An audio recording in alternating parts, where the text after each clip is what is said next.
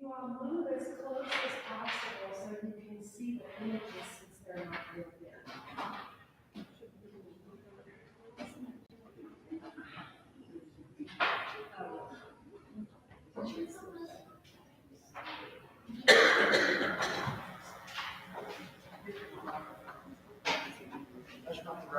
No, I don't.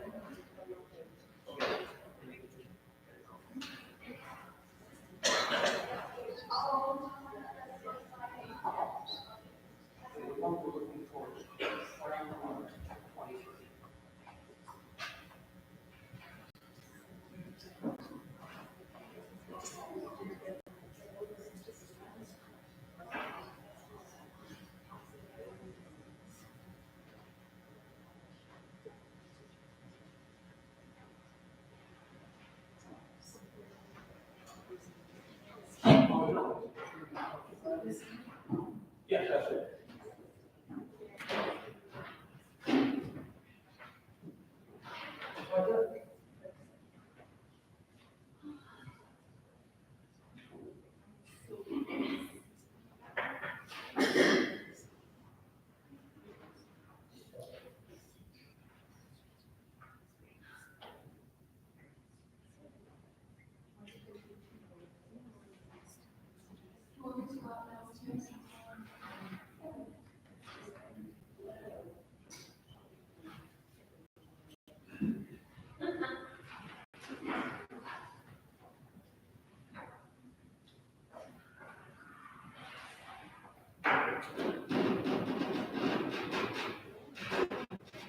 You all, I suggest you move close to be able to see the images well.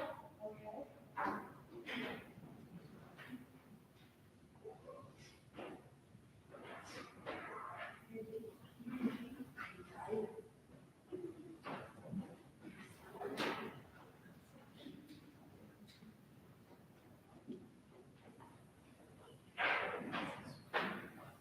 And you'll move close because the images are listed.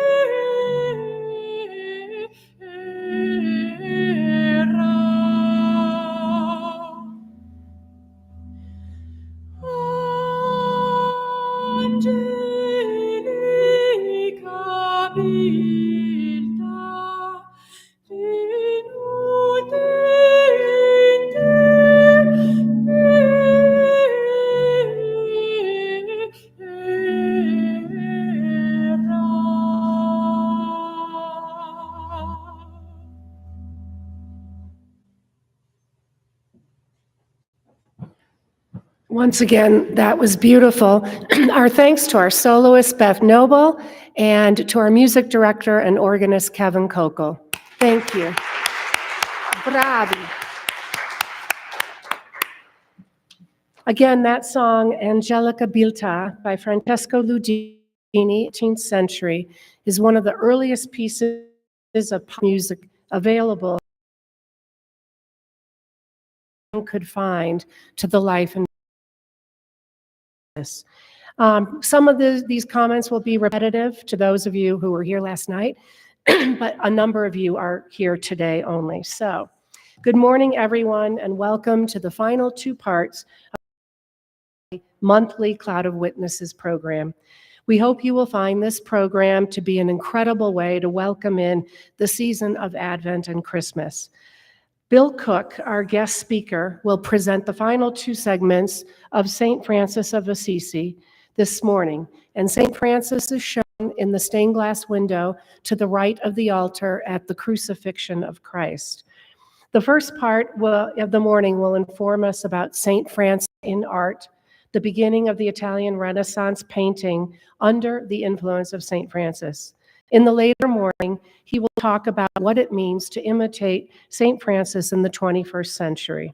We'll have a small break in between with some light snacks, maybe a little leftover breakfast too. You should have received an agenda downstairs together with Bill's resume.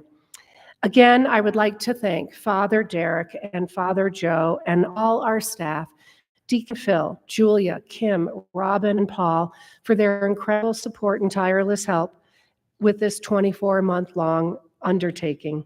As well, a huge thanks to all our parishioners and non-parishioners who volunteered to do all research on one or more of our saints, then giving enlightening presentations about that saint and these holy people. A list of these moderators and the saints is also attached to your agenda. If you missed some, all but one can be found in a video recording by going to our website and then clicking our YouTube link. We have been blessed with so many volunteers who regularly helped with shopping, prepping, cooking, setup, and cleaning. Jeannie and John Waller, Pamela and Craig Mackey, Linda Wildman, Tony Bell, Ines Vergara, Maria Liuzzi, Mary Ellen Sechrist, Karen Cribbs, Mary Hirsch, Laura Pearson, Paula Douglas, Mona and Chad Klinger, Mary Lee Foley, and our Linda and Ron Moorhead, and all of you who routinely helped with cleanup after our dinner. So we thank you.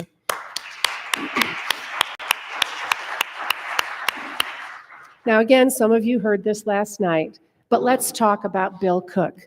I have known Bill, one of my favorite octogenarians, or almost, for almost 20 years, and have been blessed to hear him speak many times on medieval and Renaissance history and art, both in Italy and in numerous places in the US, including here at the Aspen Institute. Born in Indianapolis, Bill graduated Phi Beta Kappa from Wabash College in medieval history and received his PhD from Cornell University, also in medieval history, which included an academic year abroad doing research on medieval history in Prague, Vienna, and Oxford. For 42 years, he was a professor of history at the State University of New York in Geneseo. Bill has been a recipient of numerous teaching honors over the years. He has published 5 books, including Francis of Assisi, The Way of Poverty and Humility, which we have available for you for purchase today. We have about 8 copies left. He's been a visiting lecturer and presenter in 38 states and in over 20 countries, and has made 9 videos for the great courses. Now retired from academia, Bill has founded the Bill Cook Foundation, which has raised $2.5 million and distributed it to schools and educational programs in almost 40 countries on 5 continents, helping the poorest of children on this planet to pay for education. Raised an Episcopalian, Bill entered the Roman Catholic Church in 1975. Though never married, he is an adoptive father of 3 sons, residential guardian for 9 other young men, grandfather of 5, and great-grandfather of 1. And please, one last time, move forward so that you'll be able to see the smaller images on the screen. Now, please, let's give a warm round of applause to our favorite octogenarian, Bill Cook.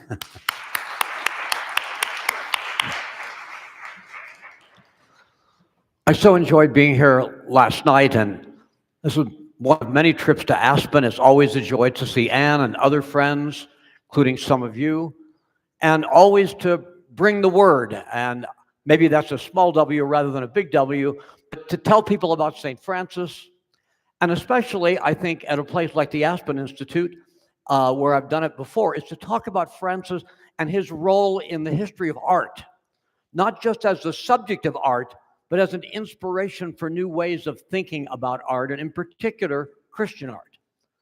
So, because I want to talk about Christian art and create a context to talk about Francis, as the old song goes, let's start at the very beginning.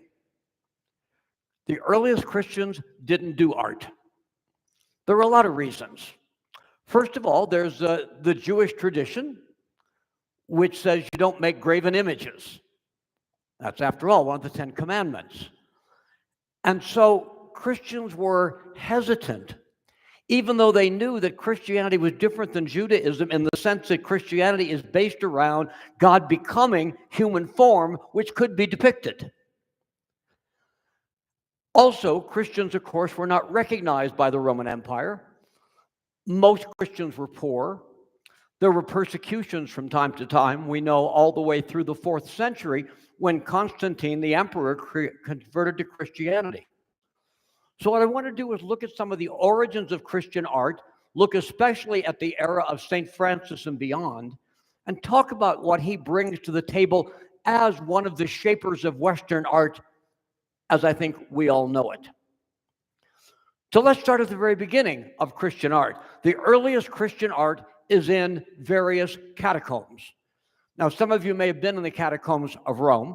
There are catacombs in many other cities as well, and not just in Europe, but also in North Africa and in certain parts of Asia. But this is an example of an early Christian image of Jesus. And if you sort of say, well, it doesn't look like Jesus, we got to remember, A, we don't know what Jesus looked like. It's always a good place to start. But let's ask what this art is trying to do. The catacombs are places of burial. They were not places to hide. Everybody knew there were catacombs. But they were places of burial. And so you were decorating the places where the physical remains of Christians would be until the time that the trumpet shall sound and the dead shall be raised and we shall be changed. The time, of course, of the resurrection of the dead.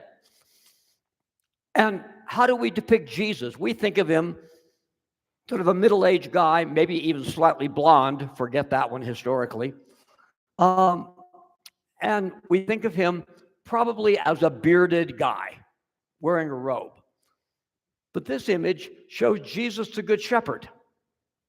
You can see the sheep here, beautiful birds in the trees, and there is Jesus carrying the lost sheep back. He left the 99 and went to get the one, which of course is a great story to put in a place where there are graves of Christians, where people would come from time to time and venerate their ancestors. They would come on the commemoration day of their death and so on and so forth. So the earliest Christian art we have, mostly painting, occasional sculpture, was in the catacombs in Rome and in other places. So this is where Christian art starts. However, by the 4th century, when the Roman Emperor Constantine becomes Christian, everything changes. Christians don't hang out underground. They don't worship in people's houses. They build churches because the emperor has the money to do that. So the question is, what are they going to look like? And they had lots of choices because in Rome, there were many kinds of religious buildings. If you've been to Rome, you know that. There's a temple of all the gods, the Pantheon. And there are many other temples as well in ancient Rome. But the problem was, if you built a temple that sort of looked like a Greek or Roman temple, we're just sort of saying, just like they build one to one more god, here, we're just adding another god. So the Christians didn't copy the religious architecture of Rome when they began to build churches. They took instead a secular building, a building that was used primarily in the legal side of the Roman Empire, called a basilica, which was a rectangular building. Look around you. It's a rectangular building with a rounded east end. And it was largely used, as I said, for legal purposes. And the judge, or in some cases the emperor himself, would sit in that rounded end. There was an aisle on either side. So you entered from the back and you came toward, well, where the judgment was made. See, that sounds pretty good. And it doesn't carry any sort of pagan overtones because it's a secular building. So if you've been to Rome and seen the early churches, St. John Lateran, among many others, you will have gone into one of these basilicas. Now, the next question is, how do you decorate it? Well, the ancient Romans put a lot of stories on the floor of their church in mosaic. So, of course, if you walk forward, you'd be walking on them. Well, the mosaic stuff is sort of nice, but you really don't want to walk on stories of Jesus and the saints. How about putting mosaics up in that east end and then the arch over it? This is a picture of a 6th century church in Rome, the Church of Saints Cosmas and Damian. It actually is in the Roman Forum, although you don't enter it from the Roman Forum. So we have Christ here in triumph with various saints, St. Paul, St. Peter, and others. You have the 12 apostles collectively symbolized by sheep coming toward the altar. And up here you have the Christ Lamb on the throne with angels on either side. So it's a theological presentation, seeing Jesus in different ways in different contexts. And so this is among the earliest kinds of Christian art. And I want to tell you, as somebody who's taken a lot of people to Rome in my day, these are all under-visited places. A lot of people don't know they're there. They go to see the Forum, rightfully so. They go to see the Colosseum, rightfully so. They go to see St. Peter's, a 16th century building that replaced an early basilica, and that's all wonderful too. But there are a dozen churches in Rome that have this kind of decoration, and it's one of the first places I take people. I take them there before I take them in the Forum, because I want them to see the beauty of this early Christian art. Again, this is from the 6th century. We live in the 21st century.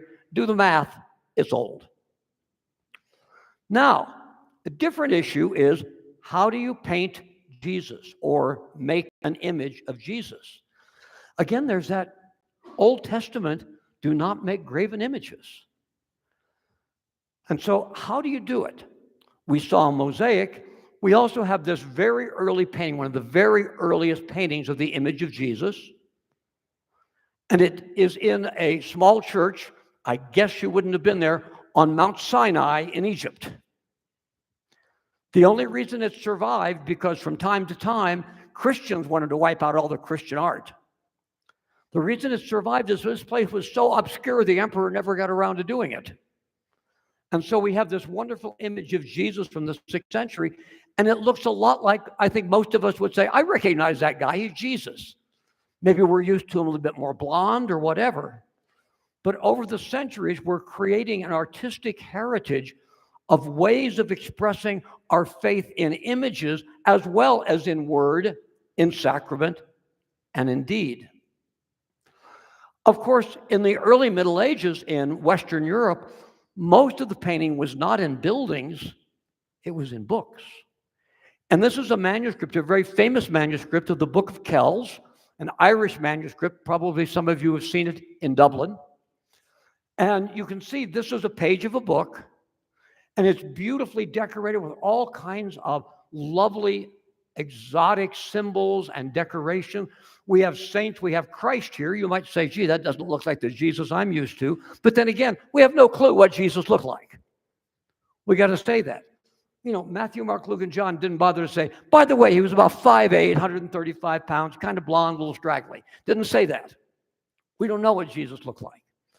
So here is a way of preserving a visual heritage, even at a time when most of Europe was under some sort of stress and attack. and they were not able to build big monuments like you could in the days of the Roman Empire. Here's another kind of way of painting stories, because this is a story. This is the first page of the Bible from Winchester Cathedral, and it was painted in the 1100s. And the first word is incipit, here begins. And so this is the letter I. This is the first letter in this whole book here. And what the artist has done is to put it with 7 stories in it, each one of which represents what we call the 7 ages of humans. So here's creation, here's Noah's flood, here is the nativity, the 6th age, and the 7th age will be the coming of Christ and the resurrection of the dead. So everything in the Bible is summarized in the art of the first letter of the first word of the first book of the Bible. Now you got to say, that's pretty cool. And you can see some of the potentials for art to tell stories, to teach theology, to inspire love. There are a lot of reasons why Christians want art, although still, for many centuries, there were objections to it. In the 6th century, there was a bishop in Marseille in France who ordered all images torn out of the church. He got a letter from a fellow named Pope Gregory the Great, one of the 4 doctors of the Latin Church, who said, basically, I'm paraphrasing, don't do that. Because in the pictures that are in the churches, the illiterate can read. The purpose is to teach and inspire. And that's not what the commandment was all about when it says no graven images. And so Christianity took a while to get over its Jewish heritage, especially with regard to some of the text in the first 5 books of the Old Testament. Now, sometimes you sort of say, we got a lot of stories we want to tell. We can't put them in a book. So we'll put them on the whole ceiling of a church. This is a 12th century church in a small town in France. And you can see that although they're badly damaged, the frescoes there are the entire ceiling. You go in to pray and you say, Our Father who art in heaven, and you're looking up at a holy picture. It may be from the Old Testament, the New Testament, the story of the life of a saint. But Christians come more and more to embrace art as not just decoration, but as part of learning our story, learning who we are, learning about saints, learning about stories in Scripture. I just wanted to show you one detail from that ceiling. That is the Ark of Noah. You see the animals all loaded on. I have a private room in this particular painting. And then, this dates from 1138, we have the first of large wooden crosses that were painted and hung in church. This one comes from a city near Genoa and is still there. And again, we date it 1138. So you see Jesus on the cross, and you see there's stories of the resurrection up here. Here are the people at the crucifixion. So we have some narrative down here. And this is the earliest surviving cross of this kind. I mean, you have one in statue right behind you, after all, but it's also possible to paint it. And there's a big advantage of having a painted cross. It costs a lot less to make. And that's very important when you're talking about monasteries and other kinds of churches. So here's a beautiful cross from the 12th century, but if you look at it, you say, it doesn't very much look like that cross back there. Because there, Jesus is dead. His head's slumped over. His arms are pulled. And he's dead. But look at this crucifixion.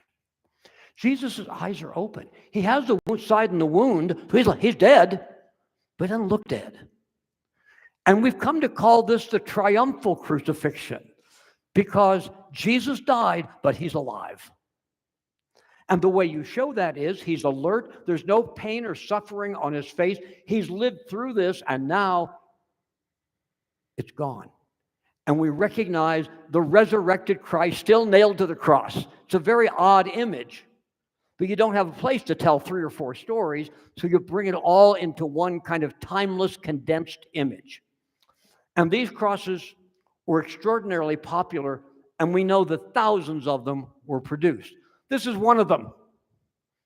I showed you this cross last night because this is the cross of San Damiano in Assisi, and it's the cross that spoke to St. Francis. Francis, go and rebuild my church, which, as you can see, is falling into ruin. So we have this wonderful cross. Again, we have angels around here. We see Jesus going up to heaven up here. But on the cross, he's dead but not suffering. Again, you can see the side wound and the people at the crucifixion here on a smaller scale. And so this is a crucifix that encountered Francis, and Francis encountered in the church of San Damiano. If you go to Assisi, it is not in its original place, but it is in the church of Santa Chiara, where St. Clare is buried. So you don't want to miss seeing this extraordinary cross, probably the most famous cross in the world. Right? Everybody's seen one of these in a book or in a church or whatever it might be. So this is the crucifixion. This is the Christian art that Francis knew. And I want to show you that when Francis died, he was probably the most popular person in Europe, and everybody knew he was going to be a saint. That's one of those sort of really no-brainers. Maybe like when St. John Paul II died, for example. And remember people out in the square at his funeral putting up signs that say, Santo Subito, he's a saint right now. And so this was constructed beginning only 4 years after Francis died and 2 years after he was, in fact, canonized. So the question is, about this new church to this new saint, what are you going to do with it? How are you going to decorate it? What are you going to put inside? Well, it actually is one church sitting on another. And so this is the lower church, very dark, and Francis is actually buried right under the altar. So this was the burial place, and you can see it's completely surrounded by paintings. Paintings over here of the life of Christ, painting up here of St. Francis on a throne in heaven. These are more modern paintings behind. So that the idea is this church is going to be completely decorated. Every wall, lower church, upper church. This is the upper church. If you've been in Assisi, obviously you've walked into this and dropped your jaw because, as you can see, not only are there many paintings all the way around, including the ceiling, but also there's a row of paintings here, and a row of paintings here, and a row of paintings here. Because this is such an important place of pilgrimage, and this church is a pilgrimage church with visitors, it means that people are going to come by the thousands and thousands and thousands to venerate St. Francis, and we got to have a good place to tell his story. And this is where his story is told. There are 28 scenes from the life of St. Francis that start here and go all the way around here. But it's more complicated than that. Because again, what are the stories above? I want to show you how this is set up. First of all, I want to tell you about a new kind of cross, because alas, the original cross that was hung up has been destroyed. But the artist who did it also did this one. So instead of that alive Jesus, Christ is now the suffering Christ. And this becomes the cross we all know, that the transition from the triumphant cross to the suffering of Jesus' cross was caused as a way of putting Francis's spirituality and dedication into art. And it changed the way that every one of us knows Francis from people who lived 800 years or more before us. They saw Christ eyes open, looking straight out ahead on the cross. But when you walked into the Basilica of St. Francis in Assisi, you saw the suffering cross.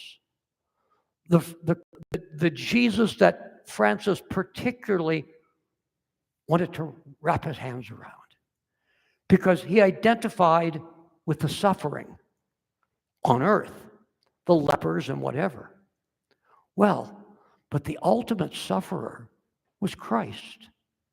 And we need to take on the idea of suffering. and deal with it in our Lord, in ourselves, and in those around us. So this cross brings a kind of human sympathy to us, that a cross where Jesus, sort of looking out as if he were looking in the far distance, doesn't give us. And so Francis is the one responsible for inspiring a whole new kind of cross. And when you do that, you inspire a whole new focus of Christian spirituality.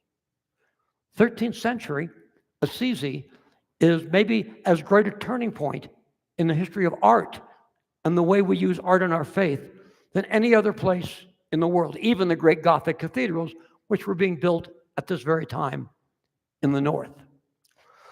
I also want to show you the individual kinds of portraits of Francis that began to be painted, because as you can imagine, if you have a Franciscan church in Florence, you want a picture of the guy who founded your order, this greatest of all saints. And the first kind of mass-produced images of St. Francis was done by an artist from Arezzo, which is a city in Tuscany, named Margarito d'Arezzo. He must have done hundreds of these.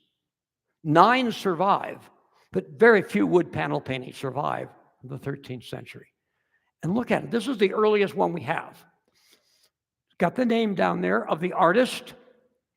We have Francis. We can see the very tiny stigmata on his feet and hands. And he's carrying a book. Well, you don't have to put the title on the book. He's carrying the Gospels. Right? He carries the Gospels in his hand, just as he wears Jesus in his flesh with the stigmata. And so the artist did many variations and some slight changes in some of them. But we have these in Rome, we have them in Siena, we have them in Florence, we have them in many different places, reminding us that this is the earliest image people had of Francis. Now, here's a good question.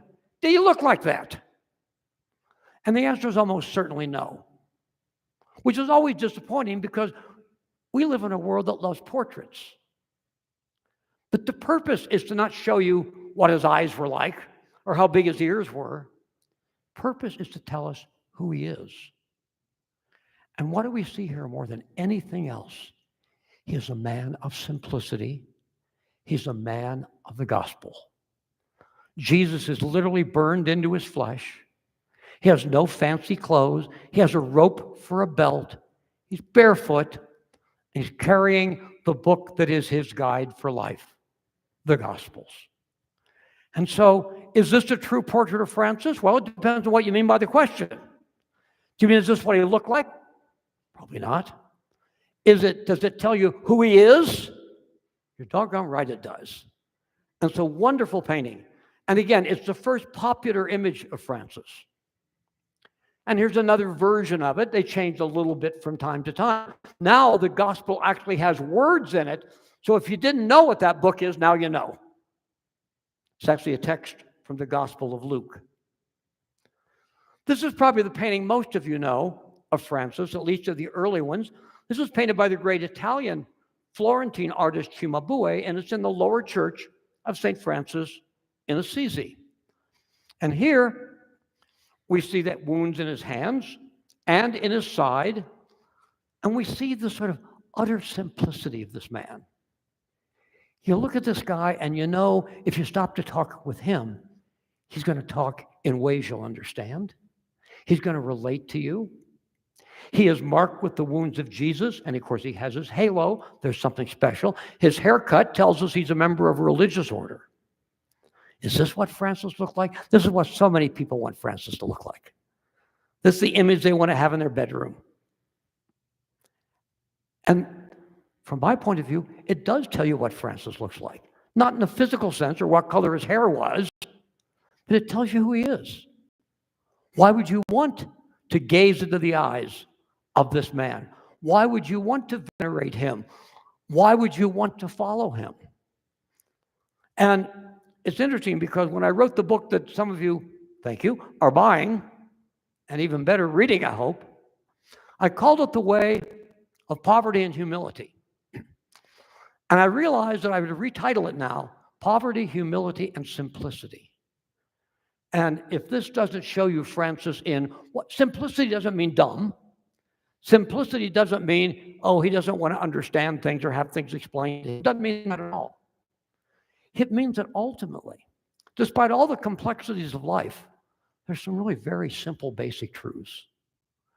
And if we get to those, just like when we looked at that Christmas crib at Greccio last night, if you understand that God chose to be born in a stable with smelly animals, doing smelly things, making noise, and being, well, sheep and cows and so on and so forth, then we'll sort of get what God gave us in the incarnation of Jesus.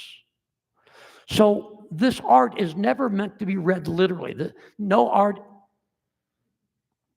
that's not art. Can't fool me.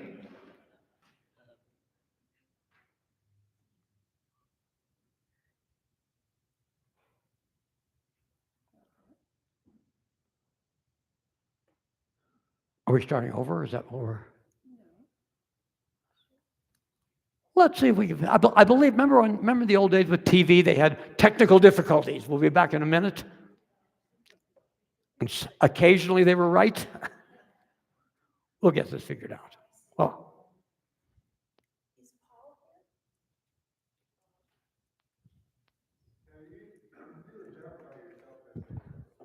wait, I want to. You identify yourself as a medieval historian. Right. What does medieval mean? Okay. Yes, it does. And the term was invented actually during the Renaissance. Because in Florence during the Renaissance, to a great extent, people looked back at the past and said, how do we divide the past up? Well, there was the ancient world, the Greeks and the Romans. And there's now where the Greeks and the Romans are being born again, the Renaissance, the rebirth. And everything in between is just the Middle Ages. And Middle Age is from the Latin words medievi, which means Middle Ages. So the adjective medieval simply means that period roughly between the fall of the Roman Empire and however you identify the beginning of the Renaissance, whether that's with Giotto or the Medici or Machiavelli or whoever it might be.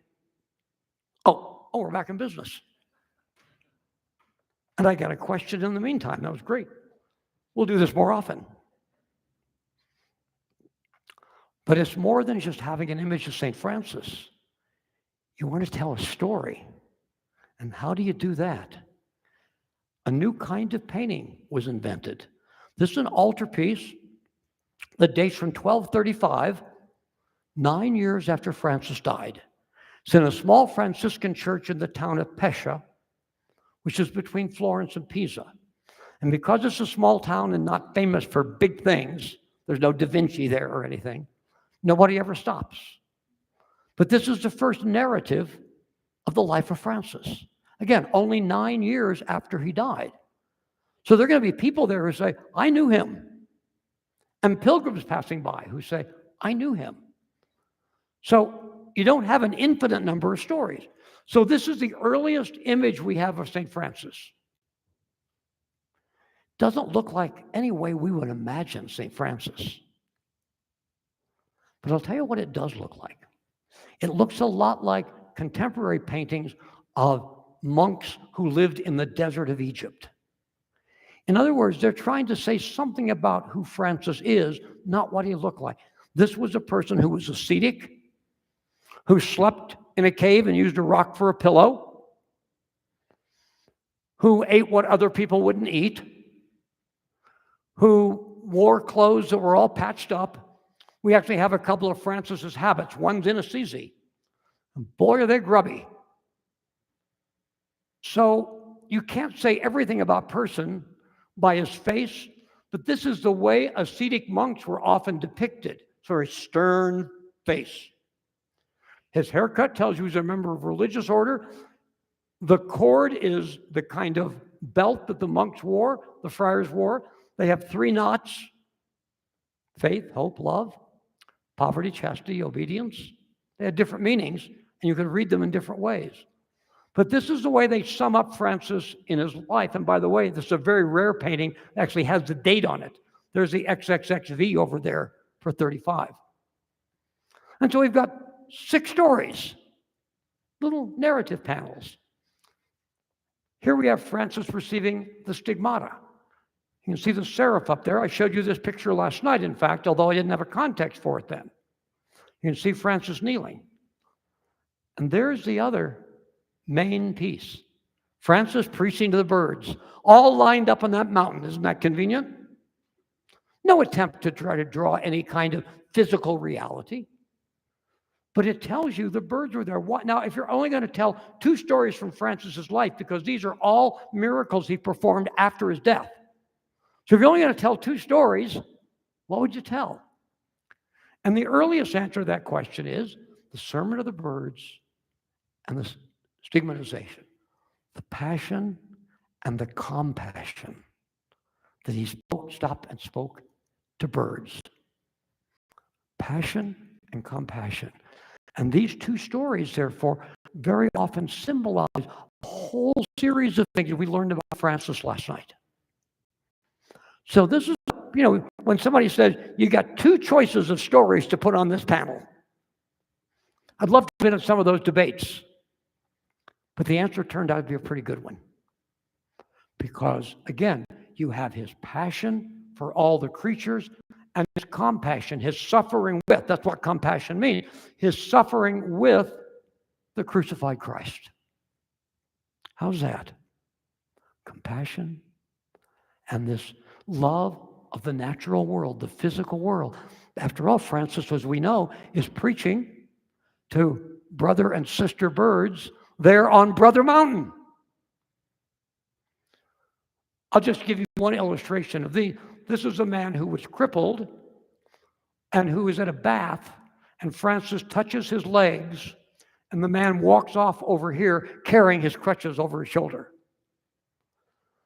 Because what they say is, Francis is a very new saint. He'd only been a saint 7 years when this was made. A pilgrimage to Assisi would be a good thing.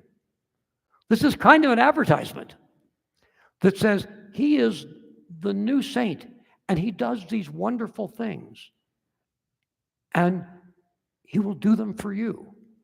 So this is a storybook. It's this beautiful image. It's an advertisement. And none of it has anything to do with, is this what it really looked like had you been there? Art's way too important to worry about that stuff, at least at this time. There's the Sermon of the Birds, as you can see here. Buildings in the background to show that Francis has come out from a city. A couple other friars with him, as you can see. And Francis preaches this very sermon to the birds. And there you can see the stigmatization a little better. You can see the Christ/seraph coming down from heaven, those concentric circles up above. Francis kneeling on the mountain. Again, there's a city in the background. And so these are the stories that people begin with. I hear there's a new saint. Tell me something about him. Well, if you've seen this painting, you'd say he is compassionate with nature. He loves all creatures. He's identified with Christ in a unique way with the stigmata. And by the way, he was pretty ascetic. Remember that big picture? And he does miracles. Now, later on, when Francis becomes better known, you don't need to have so many miracles. But when you're the first painting around, it's important to have them. And here we have one of those miracles. This is a couple friars at an altar. This is the tomb of St. Francis. And a mother comes and asks Francis to save her daughter who is dying. And Francis does. There she is walking off with her daughter. This doesn't look like anybody you know. These aren't very realistic. What a powerful image. What a beautiful image that is. The exaggerated smallness of the child, all of it draws you in to this central story. Here's another panel done maybe 20 years later, And it more or less works the same way, as you can see, except this one only has miracles. And they're the same 4 we saw in the previous painting, and then there are a couple new ones, including this one. This is my favorite. This is in Pisa. And there was a woman in Pisa who liked Francis, but failed to believe he had the stigmata and failed to take off his day, which is October 4th, from her work. And so, I know it's very hard to see here, her eyes fall out of her sockets. There's a hanging there on her cheeks. But prayer to Francis, and she's okay. It's an interesting story because it says, hey, Francis is still not all that well known, but everybody, you better get to know him. You better get to know him for his power, and you need to get to know him for his example. This emphasizes the power through the miracles. Here's another one. This is 8 stories, and they include local stories. I showed you this one last night of Francis preaching. That's Francis preaching in Pistoia, which is where this painting is. So we've got some of the same miracles. We also, here's a question. This is a new religious order. Anybody know anything about it? Could guys be heretics? Because there Francis is kneeling before the Pope to have the order approved. So each one of these paintings probably addresses questions people have. Can he cure? You bet. Has he been to our town? You bet. Is this all approved by the Pope? You bet. Is he really like Christ? There's a stigmatization. So we get all of these pieces put together. So therefore, every one of these paintings is different. Different stories told at least in slightly different ways. Now, you know the Florentines, they do things bigger than anybody. This is the earliest Florentine painting. This is still in the Franciscan Church of Santa Croce in Florence. And it shows 20 stories from the life of Francis, starting here, going all the way around this way, and then we end once again with miracles. There's that guy in the bath having his legs cured. But there are many more stories in Francis's life, and there are a couple stories that we don't have any written source for at all, probably suggesting there were local stories that nobody ever wrote down, but people in Florence just sort of knew them. And so this extraordinary panel from about 1245, there you can get a view of Francis, angels, heaven up there. You can see all these different things. There you can see Francis curing the person in the bath. Francis preached, right? Francis preached to birds. And for the first time it's depicted, Francis preaches to the Sultan. And again, this is a Sultan and a group of Muslims, because Francis was in Egypt. We don't quite know why he went or how he got there, for that matter, but it was the time of the Fifth Crusade. Whether he was there to console the Crusaders, whether he was there to urge them to be holy, whatever it was, he was so appalled by the Crusaders that he went to talk to the Sultan. And he and the Sultan got along.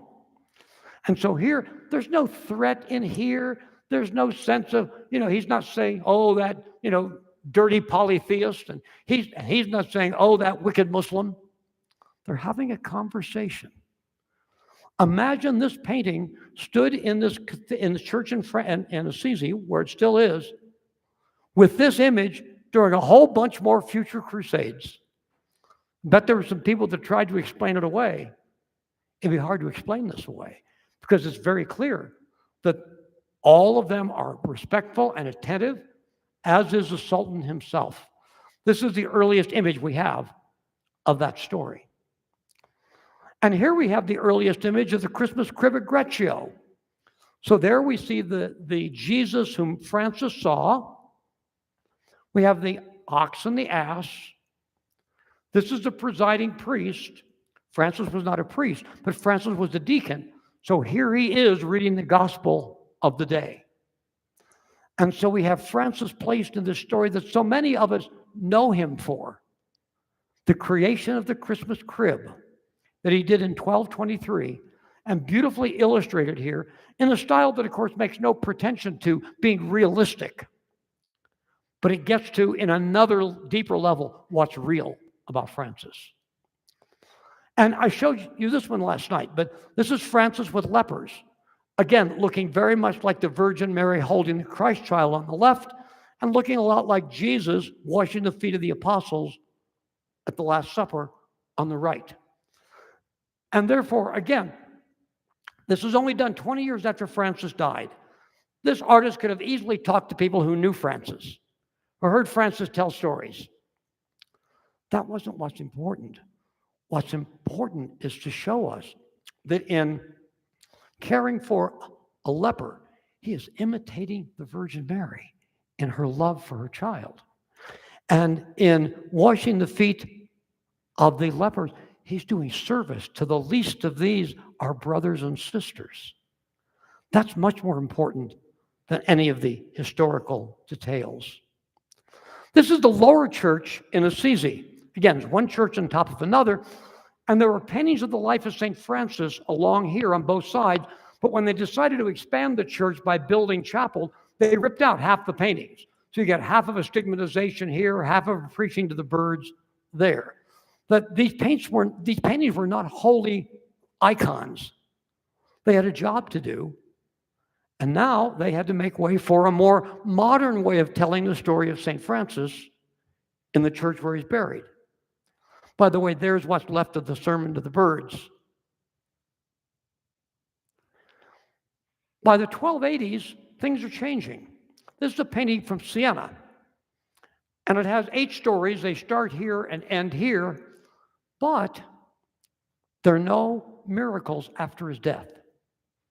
Probably not much need for that. Nobody doubts Francis is a saint by 1280. There's nothing to prove. So it gives you more chance to see the stories of his life, which can be exemplary for all of us. So here he is stripping himself naked before the bishop.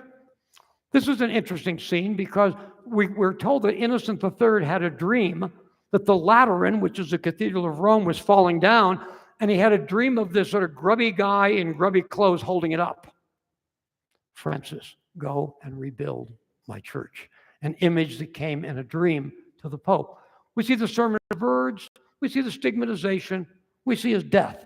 So this is focused on the life of Francis. And so the need for posthumous miracles, we saw one painting that was only posthumous miracles, that sort of goes away. By the way, I want to show you this particular Sermon of the Birds because the Sienese, Siena is about 40 miles south of Florence, are the first ones to say, hey, I want to have them do different birds. The Sienese paved the way for having lots of different kinds of birds. You don't think of preaching to a goose somehow or other. But hey, geese are birds too. And this is the story here of Francis holding up one tower of the Lateran Cathedral. Now, this is the upper church in Assisi, done around 1290. Francis died in 1226. As I pointed out, there are 3 levels of stories here, and I want to sort of show you how this works. This is the first set of stories. It's on the right side as you look at the basilica. So we have early stories from St. Francis. This is Francis praying before the cross at San Damiano. This is Francis stripping himself naked. This is Francis holding up the church at the dream of the Pope. But there are 2 other levels of stories. One from the beginnings of time. This is God creating Adam and Eve. This is Abraham about to sacrifice Isaac. And so we have stories from the Old Testament that help us to understand that Francis is not just a guy who comes along sometime. He is part of the plan of God. This is the beginning of human life. This is sort of the restoration of human life because, after all, Abraham does not slaughter Isaac. And this is Francis kneeling before the cross, go and rebuild my church. So not only do we have the stories that go this way that tell Francis's life, but we have the stories from the Old Testament that go this way. And on the other side, it's New Testament stories that go that way. Pretty much all you need to know about Christian theology and who Francis is can come by looking at those paintings. And as early as the 15th century, we know there were already guides in various languages to explain to pilgrims what these paintings were. We read about it from an English nun who made a pilgrimage to Assisi, and she said, one of the friars spoke English, and he took me around and showed me all these paintings.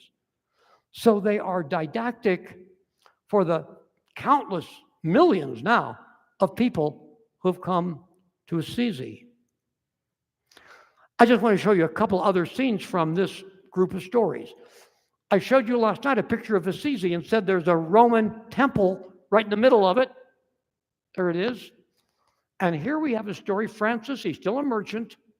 We still know he's going to be a saint because he's got his halo, walking along. And this person that was regarded as crazy by everybody threw his cloak in front of Francis to welcome him. And people made fun of this guy. But of course, we see in this simple action a prophecy of who this man is. He's just simply going to be a smart kid who becomes a merchant at the time of this painting. But we have a prophetic gesture there that tells us something that we need to be aware of from the beginning. And Francis sometimes, no doubt, imitated other saints. This is a story of Francis outside Assisi. There's Assisi. Oh, I got to tell you a story. The city's walled.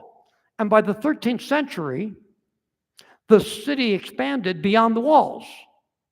So you can see the houses coming out here. What do you call those places? It's beneath the city. It's a suburb.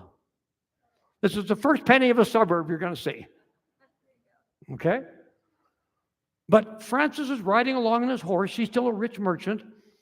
And this beggar comes up. And Francis gets off his horse and takes off his cloak and gives it to the beggar.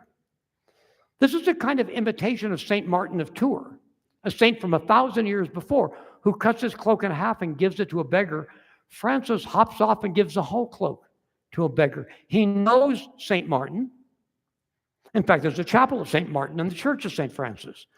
But he also wants to sort of carry this to the next step. I'll give him all my cloak. That would mean I don't have a warm cloak anymore. So it's a wonderful story that revives an old story and reminds us that this is a new age. This is Francis at the Church of San Damiano. You see the crucifix there. This is Francis I showed you last night when he's stripping himself naked and his father is taking back all his clothes and the bishop is embarrassed and the hand of God comes down to approve Francis. Here he is before the Pope. This is an interesting, let that one go by. It's an interesting image because it explains some of the way the art works. The story is that Francis one day with one of his brothers was coming into the city of Arezzo and he was told that it was possessed by demons. And so Francis kneels down and asks one of the brothers to cast the demons out of Arezzo. See them all flying off. Now, how do you know this is Arezzo if you just happen to walk in? Well, that's a very good depiction of the Cathedral of Arezzo. But guess what? The Cathedral of Arezzo, first of all, isn't bigger than the whole town. And secondly, it's not outside the city. The cathedral's in the middle of the city. The architecture's all been moved around for the artist so that the story is clear. So that we can focus on the important things because of where they're placed and how big they are. This isn't meant to be an accurate depiction of Arezzo. It's meant to show you the important pieces and you can see their relationship. He's got the cathedral where he's kneeling. He's got the city with the problem because you can see the rocks broken open here. That's how the demons got in. And now they're all being driven away by the power of St. Francis through this other friar. There's the stigmatization. I showed you that last night from this collection. And all of a sudden, I'm not moving forward anymore. Oh, there it is. Oh, good. Oh, yeah, let's come to here. This is an interesting story because when Francis died, his body was taken into the city for burial.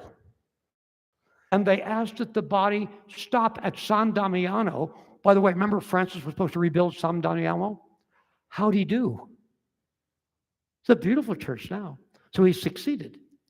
But this is where the Clares are living, and St. Clare comes out and gives her final goodbye. And by the way, if you're meant to see this as sort of a procession to Gethsemane, we even have somebody up on the tree, like the story of Zacchaeus in the tree in the New Testament.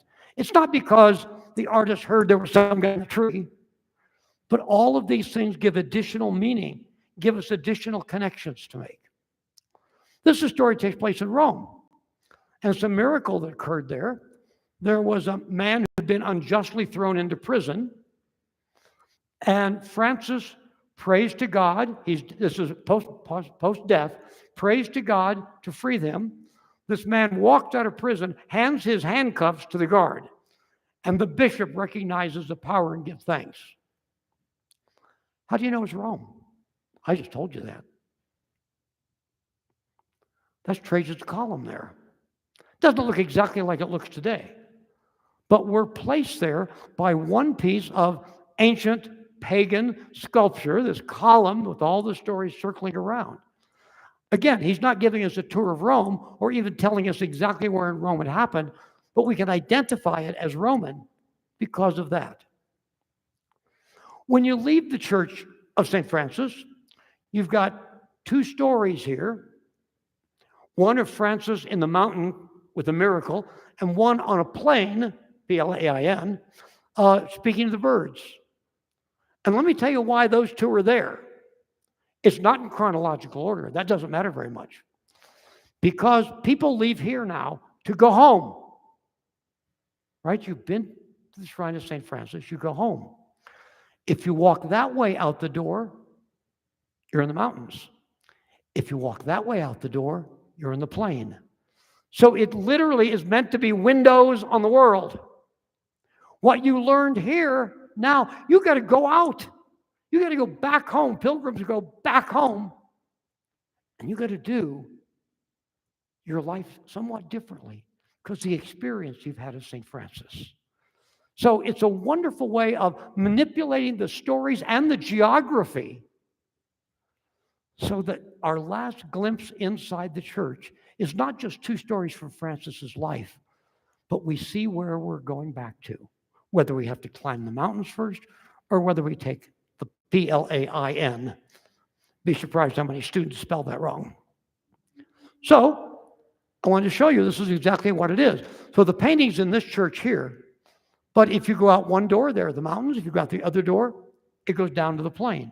So the artist is adapting the stories to the geography of the place and the fact that it's a pilgrimage church and the fact that this is your last exit before you head home. Now, I want to show you some paintings by Giotto, this great artist from Florence. And these are in Santa Croce. And I want you to see what's happened to the style. Giotto lives in the first part of the 14th century. Look at this scene up here. This is Francis stripping himself naked before the bishop. Look at that. You're in space now. This is three-dimensional because you've got people here. You've got the building set at this dramatic angle that goes back into space. And there's a new kind of human naturalism that's being included. Now, why did art develop in this direction, especially when painting Francis? Well, I think I got an answer to that. Remember that early Christian theology was rooted in the philosophy of Plato. Just read St. Augustine. St. Augustine says, I read Plato, boy, it really took me on my way toward God. I read Aristotle, I was bored to tears. And so early Christian theology was Christian and Platonic. But Plato sort of discarded the physical world. He believed that the only real things are things that last forever, immaterial things. And the material world is something you've got to get beyond. And so if you're painting in that world, your idea is to present heavenly images and symbols and whatever. But in the 12th century, Plato's best pupil, Aristotle, was translated into Latin. And it was now available to theologians in the West. And it was absolutely crucial to a Christian philosopher named Thomas Aquinas, who lived between the time Francis did and the time this was painted. And Aristotle is very different. Aristotle says all knowledge begins with sense perception. Whoa! If you believe that, then looking at nature carefully is actually an act of moving toward God, because we should be able to find things in his creation that help us to understand God. But we got to do our examination. There's a second reason. Francis loved the physical world. And Francis described nature as a series of steps leading us to God. We don't have to put the physical world behind us to come toward God. We can do it through nature. That's really the most important part of the Sermon of the Birds, or some of the other nature stories of Francis. Francis embraced them as ways to God, not stuff you had to put out of your way, because those are all changeable things in order to find the unchangeable God. So if you will, this is a very simple equation, too simple, but I would say rediscovery of Aristotle plus Francis is the path to the Renaissance, a kind of painting that relies more on naturalism. And Giotto, who, by the way, named his kid Francis, Giotto painted this extraordinary painting. And this one.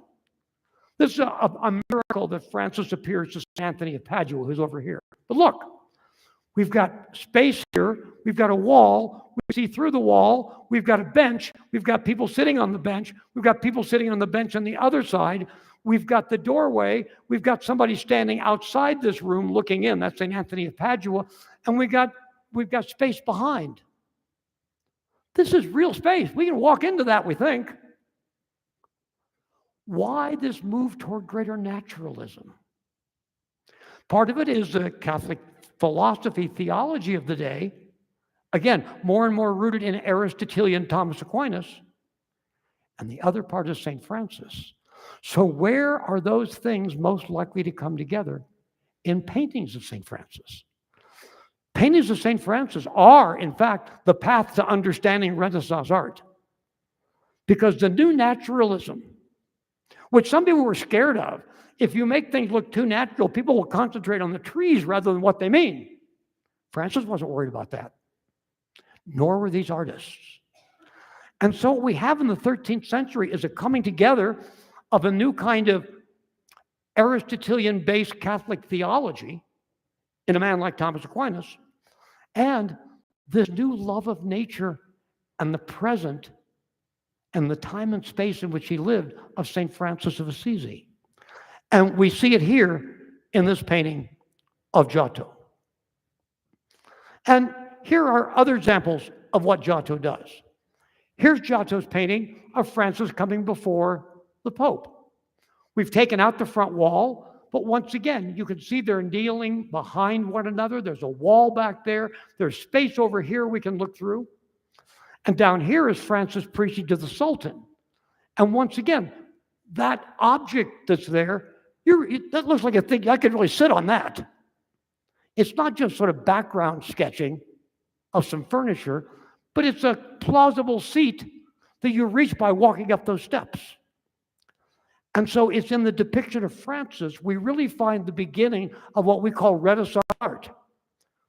And don't think the later Renaissance artists, Michelangelo, Botticelli, Leonardo, they knew this.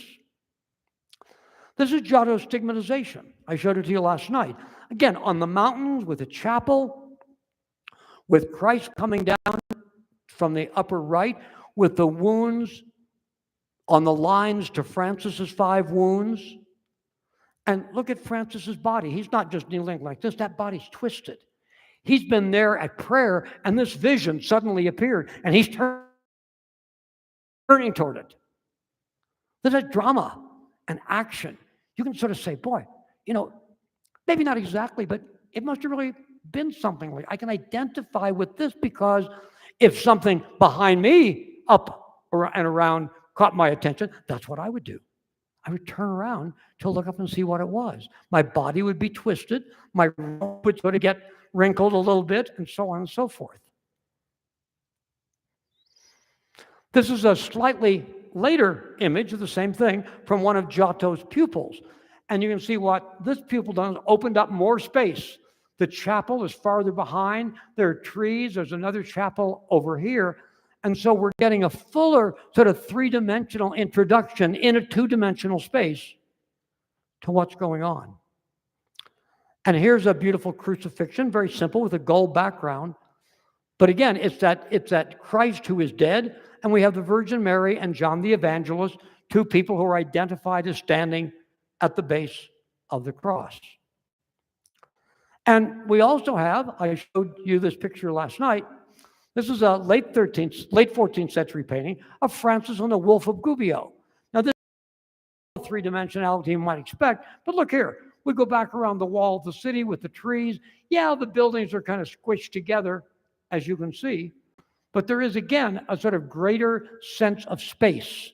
You can imagine this happening because you can imagine that space the artist has given. And I want to end with some paintings here. This is from a chapel in a town called Montefalco near Assisi, painted in the middle of the 15th century by by Benozzo Gozzoli, a painter who did the Medici Chapel. And it's the life of Francis. And you can see we have the life in three different levels here. This is a small town and almost never gets visited. Oh my God, you need to visit. It's wonderful. We have a new story. New stories about Francis develop over time. If Francis is so Christ-like,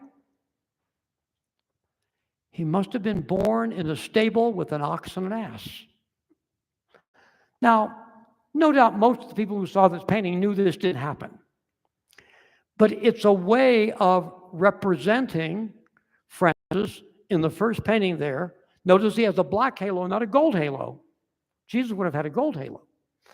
And over here, there's a story of a pilgrim who comes to visit. And here come more pilgrims. And here's a person putting down the cloak, just like that man we saw in the other painting, putting down a cloak in front of Francis. This guy's taking different pieces of tradition and his own style and telling a new story that helps to put Francis in a kind of history. This is his stripping naked before the bishop. Look at that architecture. You know what that is? That's Renaissance Italian architecture. You go to Florence and look up and you'll see that scene as you walk around. And we have new stories as well as new styles. This is the Virgin Mary appealing to Christ. Christ is angry because people are acting so badly. And the Virgin, he's got a spear. Virgin Mary saying, no, send something to help. And so what did he send? Francis and Dominic. The Dominicans are the other new big order of the 13th century. And here they are embracing in front of a church in Rome. And so this is an allegorical story, not a historical event that's been included in the narrative. And I really like this one. This is Francis preaching to the birds. See over here. This is a local story about Montefalco and a visit Francis made. So this is the town that this painting is in. But look at the beautiful mountain. And look over there. That's Assisi. And that's exactly what Assisi looks like if you're standing in Montefalco. So he's provided this very naturalistic, realistic event. And in fact, the Sermon of the Birds did take place on the plain below. We've also included this local visit of Francis to Assisi to Montefalco because you want to know he sort of walked on your streets, that he's seen your town. And so for us, our question is not to say, well, shucks, that can't happen to us. Our thing to say is, whether you go home from seeing this painting in 1450 or now, how do we make our town more like what Francis would do? How can we bring him to our town? That's a good question in Aspen. It's a good question in Kuala Lumpur. It's a good question everywhere. How do we bring Christ to us? How do we bring the saints to us? And one way is to sort of imagine them among us. It doesn't mean that any of us is going to be canonized someday. But we know in a larger sense, the saints are among us. And that the saints in heaven that we pray to, they intercede for us. So you don't have to have been at the Sermon of the Birds. You don't have to have been at Montefalco in the moment when Francis was there. You can experience his presence. This is just simply one way of illustrating it.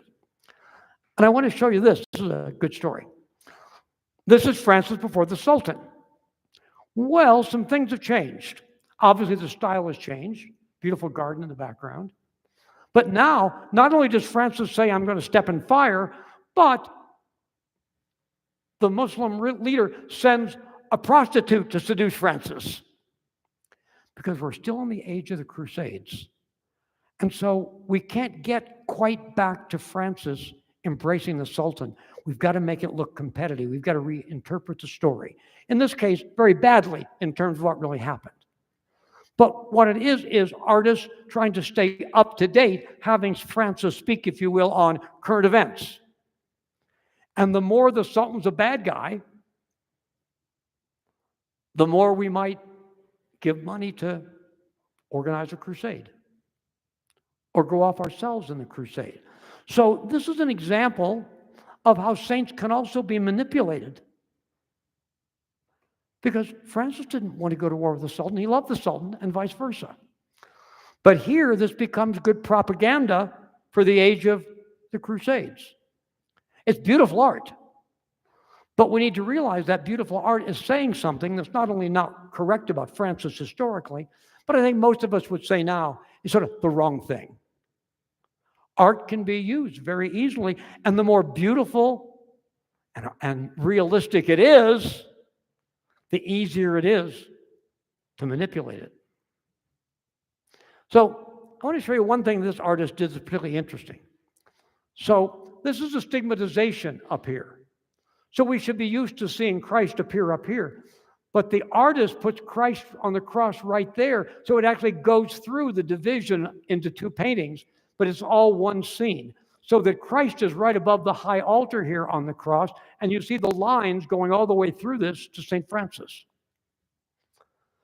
Once this Renaissance thing gets going, an infinite number of possibilities, not all of them perhaps as we look at it today positive, like the one with the Sultan. What a beautiful way to dramatize the stigmatization. You see this because when you're standing in the church, this is up to the right, you look above the window, and there's Christ crucified. And so it's a powerful way of arranging individual stories and stories collectively to talk about St. Francis. This is the last one I'm going to show you. It's from a series painted by an artist named Domenico Ghirlandaio, who was the teacher of Michelangelo. It's in a small church in Florence. Now, the man whose burial chapel this is was named Francesco Sassetti. So Francis was his patron saint because he has Francis's name.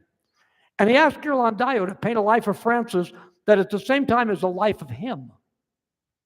He wants to show that these two Francises are really identified. So here's Francis stripping himself naked before the bishop.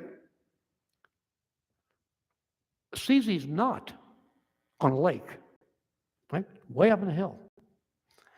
There's the wall of the city, looked nothing like it. Now this guy, as you can see, paints pretty well. And he'd no doubt been in Assisi. But as it turns out, Signor Sassetti, the person who paid for this, Francesco Sassetti, as it turns out, his first job for the Medici, through which he got famous, was to be a banker in Geneva. This is Geneva, Switzerland. He's going to weave his story and Francis's together. Now, we may say this is kind of superficial, but in many ways, is not he wanting to do what we want to do?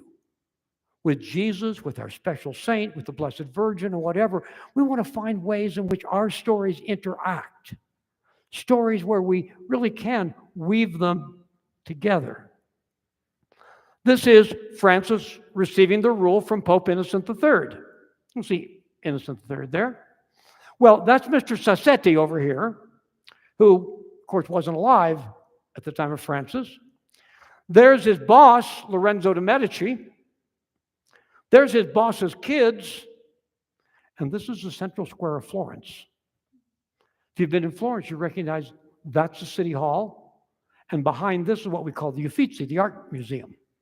Again, we're going to bring this into Florence because the legitimate question to ask is, what does a guy in 3rd century small town of Assisi have to say to us?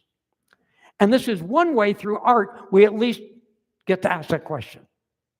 And a pretty interesting question it is. And this is a stigmatization. Again, look at the beautiful, spectacular scenery. And this is La Verna, where it took place. Of course, the stigmatization took place up there. You see Christ here. All of nature is in this picture. Birds, animals, people on horseback. There's something going on that's spectacular. This is not some isolated event. Over here's a city. And in the city, there's a big building with a dome and a tower that leans. Any guesses? Pisa. This is nowhere near Pisa. But Signor Sassetti was a member of what we would call the Board of Trustees of the University of Pisa. And so this is his way of paralleling his life. I mean, it may seem naive, it may seem pretentious, it may seem nutty, but we need to see what they're doing. Because what he wants is what I think most of us want. How can I identify with a great saint? How can I, in some way, not literally, make my life like that saint in the work I'm doing, in the place and time I'm living in? And this is one attempt. In some ways, I think it's artistically very successful, perhaps theologically not very successful. But I want you to see what kinds of things have been opened up in this new art that ultimately began with the Franciscans. And so I wanted you to take a look at about 2.5 centuries of Franciscan art. We went from the 1230s to the 1480s, and to see, first of all, what the role of art is and how the life of Francis and his inspiration and the events in his life, his love of nature and so on, added to other things going on, like the redevelopment of the philosophy and theology of Aristotle, led to a new art that we know changed the world in something neither Francis nor anybody else at that time could have ever envisioned. So I wanted you to get a look at a little bit of Franciscan art, starting pre-Franciscan, and have a sense of the role this played. I mean, so many people love Renaissance art. I met a kid yesterday at lunch here who lives under a bridge, I understand, in Carbondale. And he asked me if he ever traveled any place. I said, well, I go to Italy a lot. He said, oh, I've always wanted to see Botticelli's Birth of Venus. It's a 23-year-old homeless kid. And I don't know where he learned that or where that got in his mind. But we know there is transformational power in this art and in the style of the Renaissance in particular. And then we need to know that even though some of that art is secular, like the Birth of Venus, much of it, 85% of painting in 15th century Florence was in fact Christian art for churches or chapels or whatever it might be. So I wanted you to see that we don't usually think of Francis as a founder of the Renaissance. We think of him as as medieval a saint as medieval saints can be.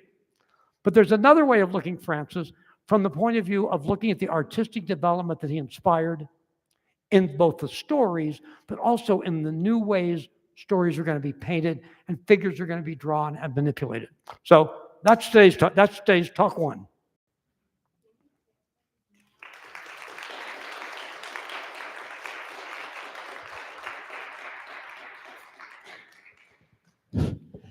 I will open it up to questions, and I have two for you.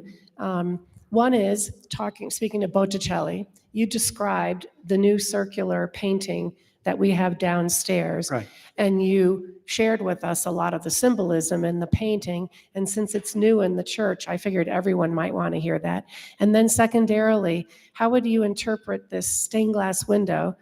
Because there's no seraphim, No. and he's Yeah. got his foot on a sphere.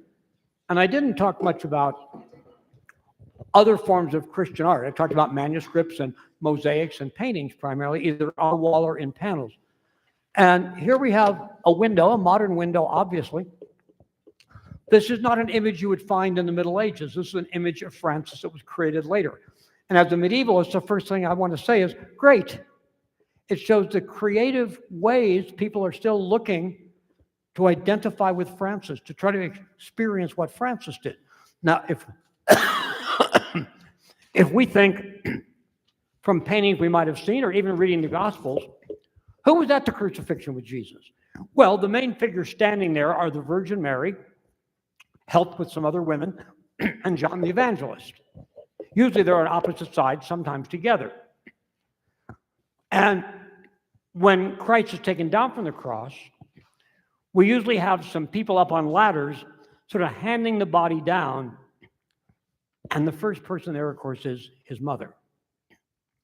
So what we have here is an image, therefore, if you didn't know who that guy was, you didn't even know it's a guy, you got a bad out-of-focus picture, you'd probably say that's the Virgin Mary holding her son as she held him as a baby. But of course, we also here know that we have Francis. Francis wasn't there. He was born 1,200 years later. But Francis, too, was able to hold the dead Christ and embrace the dead Christ and experience that love. And if Francis can, why can't we? He's a sinner like all of us. Why can't we?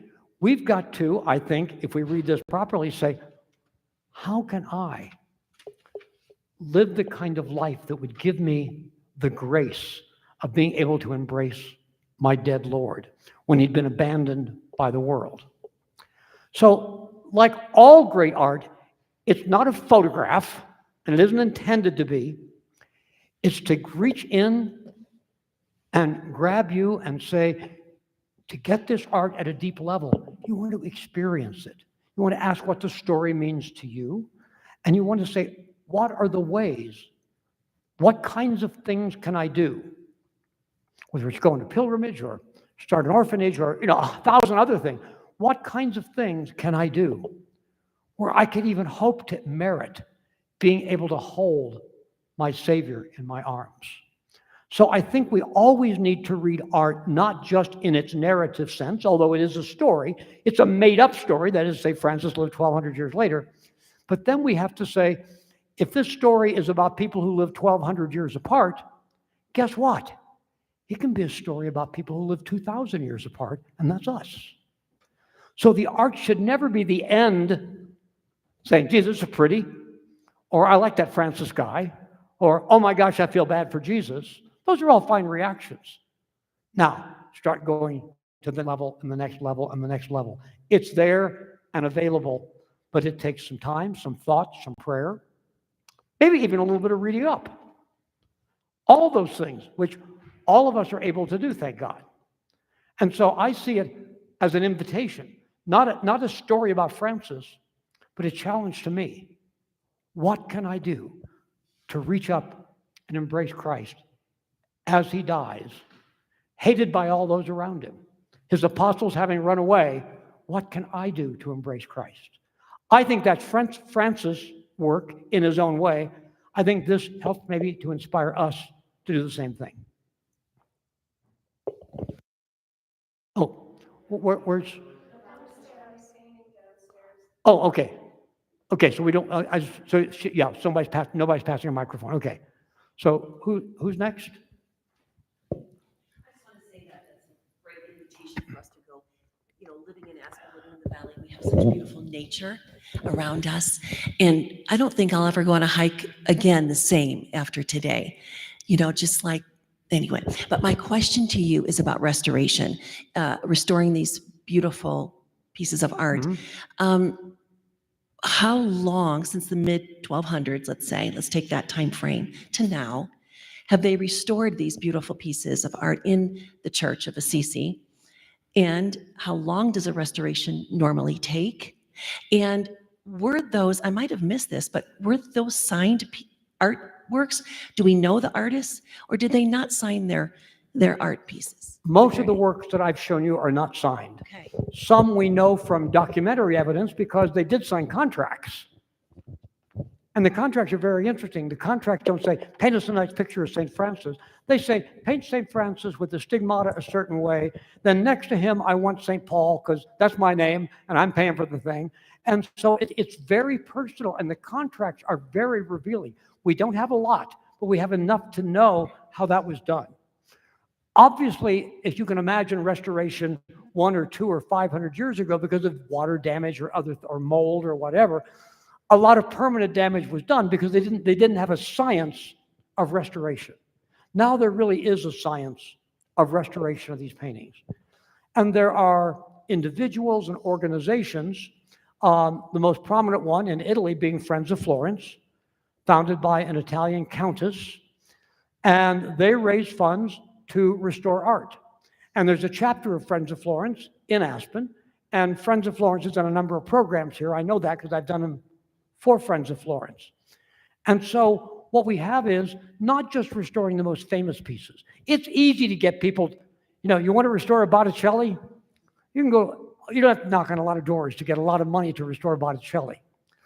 How about a little painting in the street that's sort of been exposed to weather for the last 200 years? And so Friends of Florence and other organizations are very good at also wanting to restore those. And the science of restoration, people now have master's degrees in restoration. And of course, the first rule is first do no harm. And they have to make decisions. For example, if you've got some color missing, and you say, we need to fill this in so that robe doesn't look sort of like it's falling apart, well, now you don't use the same painting that the artist did. You try to do it in watercolor, and they have the science to do it, so it's very effective. But it also means if somebody has a better restoration way of doing things, in 50 years, they can take that down without destroying anything and use a new technology. And they also, as you can imagine, photograph every angle, every day, every detail. I'm sure, like me, Anne's been up on the scaffolding sometimes to see this at work, one of the privileges Friends of Florence can give people. And the kind of work that's done. I got to tell you, one time I was looking for a painting I was studying. I went to the museum. It wasn't there. I said, where is it? They said, well, it's being restored. I said, where? They said, in the home of the restorers. I said, can you give me their address? They said, yes. I knocked on the door, and the restorers are 3 Japanese women doing this Italian Renaissance painting. And they were really wonderful. And they really, they had studied all the techniques and the science of the paint and everything else very carefully. And so luckily, obviously, bombs do bad things that can't be fixed. Wonderful church in Padua that was bombed during World War II would be one of many examples. But in so many cases where it's age or neglect, or sometimes a painting is covered over by another layer of paint. You got a free wooden panel. Nobody likes this one anymore. Let's just cover it over. And now we have ways of exploring those things, seeing if there's something behind it, seeing if there's a drawing behind it so we can see what the artist sketched, and we can actually follow changing his mind on a couple details because the sketch is different than the paint. So there are many, many things, and art restoration and that part of art history is a new science, and it really is transformational in preserving and making clearer to people the art itself and its intentions. I think we have time for one more question before our break. Anyone? Okay, then. Let's take 15 minutes.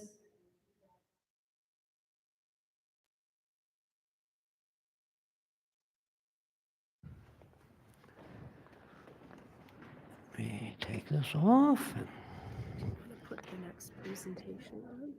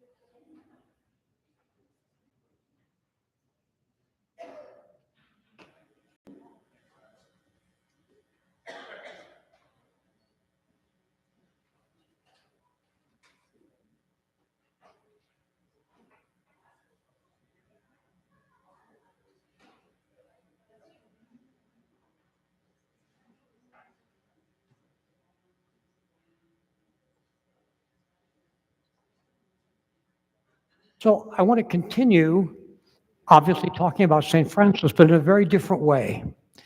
We've taken a look at St. Francis in his own time. We've taken a look at the way that Francis was at least seen in the art in the centuries immediately following his death. But as a historian and as a practicing Catholic, we need to go much further. Because saints are indeed people we venerate, but the obvious thing to say is, in some way, you hope that saints are also the inspiration for some of your life's work. At least different saints help to outline various possibilities. And let me suggest some of the things I think are so important in beginning that process of discernment, of finding, I don't mean a vocation that takes 40 hours a week every day, but finding sort of new paths to God, new paths of spirituality that perhaps are new to you or you haven't thought about very much. And I want to suggest that it's not easy. And it seems to me that at one point, you need to know a lot of things. First of all, it's hard to say in any meaningful way, I want to imitate St. Francis or any other saint, if you don't know something about them. If they're just somebody who's at a pretty stained glass window or whatever it might be. You've really got to know that person, his or her life, their way of approaching God, events that happen in their lives, in some cases, stories of their martyrdom or their heroic work, whether it was hundreds of years ago with Francis in a leper colony, or whether it is somebody in a Nazi concentration camp, like St. Maximilian Kolbe. So you need to know them, but you also need to know the world in which they lived. Because you can't just say, boy, that Francis guy, I want to be just like him. What does that mean? Does that mean I've got to wear a grubby robe around and go barefoot and sleep in a cave? Is that what it means to imitate Francis? That's how he lived a lot of his life. But I think we know that we need to dig more deeply than that. We've got to know something of the life and times so we can interpret the meaning of what he does and say what might be some of the parallels to that today. For example, I did something that I thought was going to be really, really spiritually inspiring that didn't work. I decided, well, if Francis worked with lepers, I want to go visit a leper colony. And so I did. I went to a leper hospital, actually, in Addis Ababa, Ethiopia. And I met several lepers who had been in treatment for a long time. And although they had scars and so on, they were fairly, you know what I mean, normal-looking people. And nothing happened. I thought this, meeting lepers, think of Jesus, think of Francis, meeting lepers would really sort of get me on my road to what I should be doing, beyond my career and other responsibilities. And I left saying, I met a couple nice people. It just didn't work. I didn't discover something I wanted. And what I was being, of course, is much too literal. If I want to figure out who Francis is, I had to go hang out with lepers for a while. It's actually not a very good solution. And I had to learn that. One of the things I needed to learn is, what did hanging out with lepers mean in the 13th century? First of all, there weren't hospitals. But what did it mean to be in the presence of lepers? To hug a leper? What was that meaning in the world? To do that, you have to know, sorry, this is the historian in me, some history. You need to do some homework, whether it's reading a modern or, for that matter, contemporary biography of Francis. And there are several. The most classic biography of Francis was written by St. Bonaventure, who lived about 40 years after Francis. And the life that he wrote, which was based on still earlier sources, became for many centuries the official life of St. Francis. So, in a sense, if we're going to be sensitive to people who lived in the past and say we want to be like them, we've got to know what it meant to be like them in their times.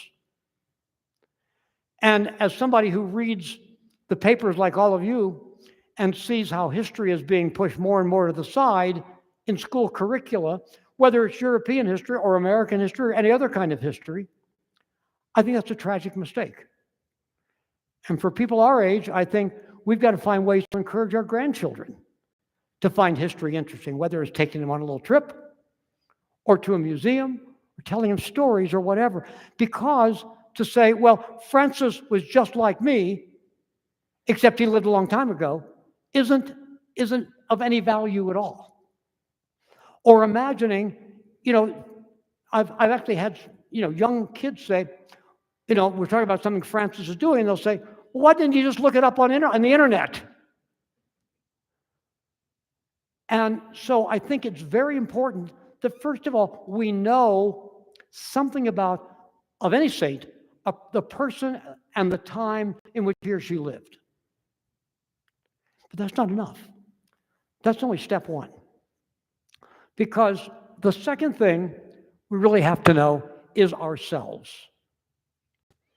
Because none of us could, even if he or she wished, imitate Francis in a literal way.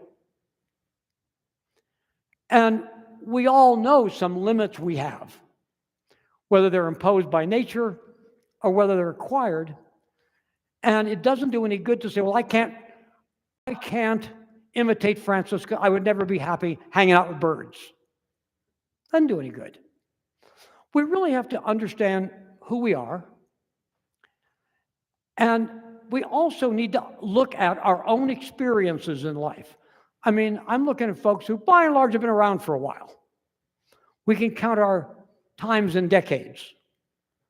And it's important to look at ourselves and see what we've done, see what we passed by, see what we're good at, Because we all have a set of skills. We all have a certain kind of personality where some things just go right to our heart and other things that touch other people don't seem to touch us the same way. And so we need to bring together an understanding of the past, the understanding of the present. What are the issues of our day? Where do we see as the grave injustices? What do we see to celebrate? It's not just looking for bad things we can fix, but also how do we celebrate? Maybe a little bit harder to celebrate like St. Francis if you live in Lower Manhattan. The only birds are pigeons and hardly a tree to be found. So I would argue that we need to take a kind of inner journey that involves some stuff that at least sound like study, some self-reflection, and some real awareness of our own time. And then we have to sort of match up some of the things we discover.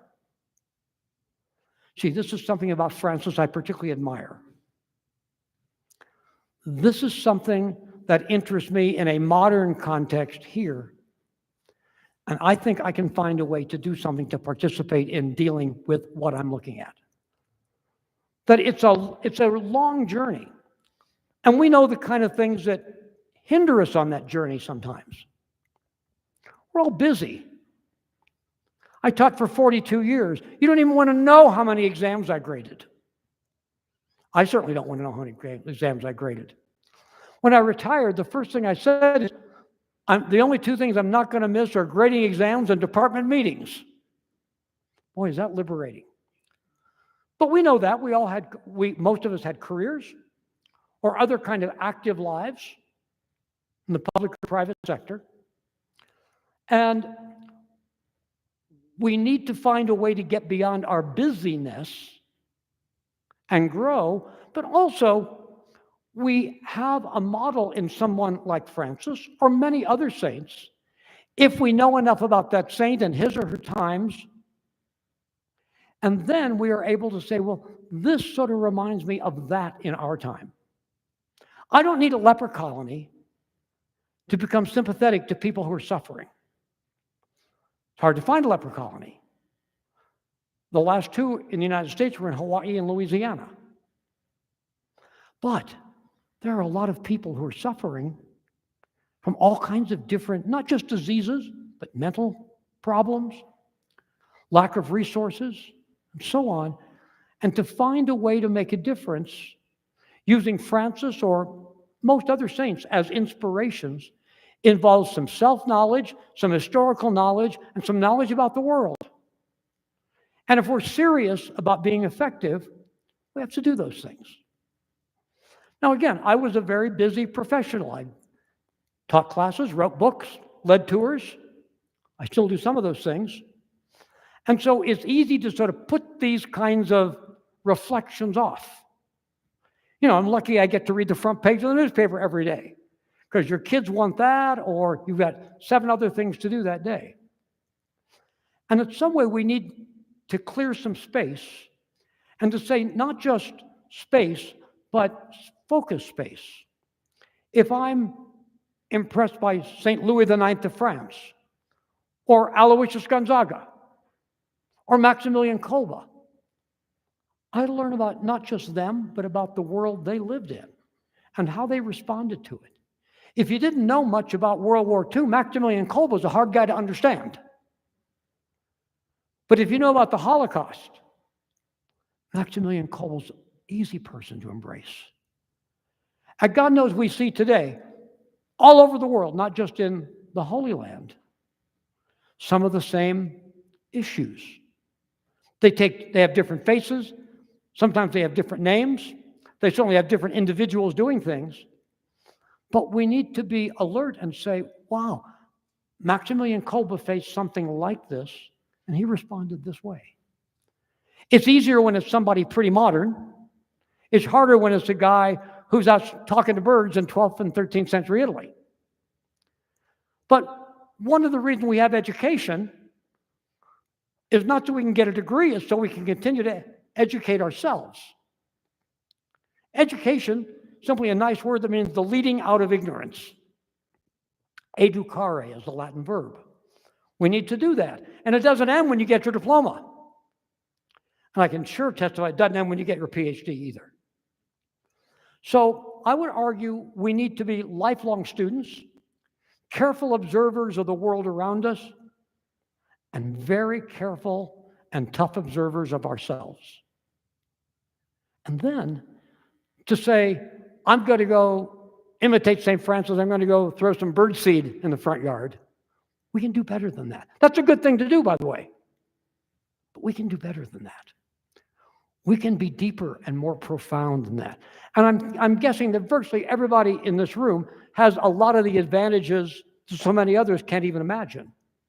And we need to use those advantages in order to find a way to be Francis of Assisi to someone or some group or some place or some cause. And there's a particular part of Francis that haunts me as an academic. Francis was approached by one of the friars and said, is it okay if the friars go to study? Francis said, yes.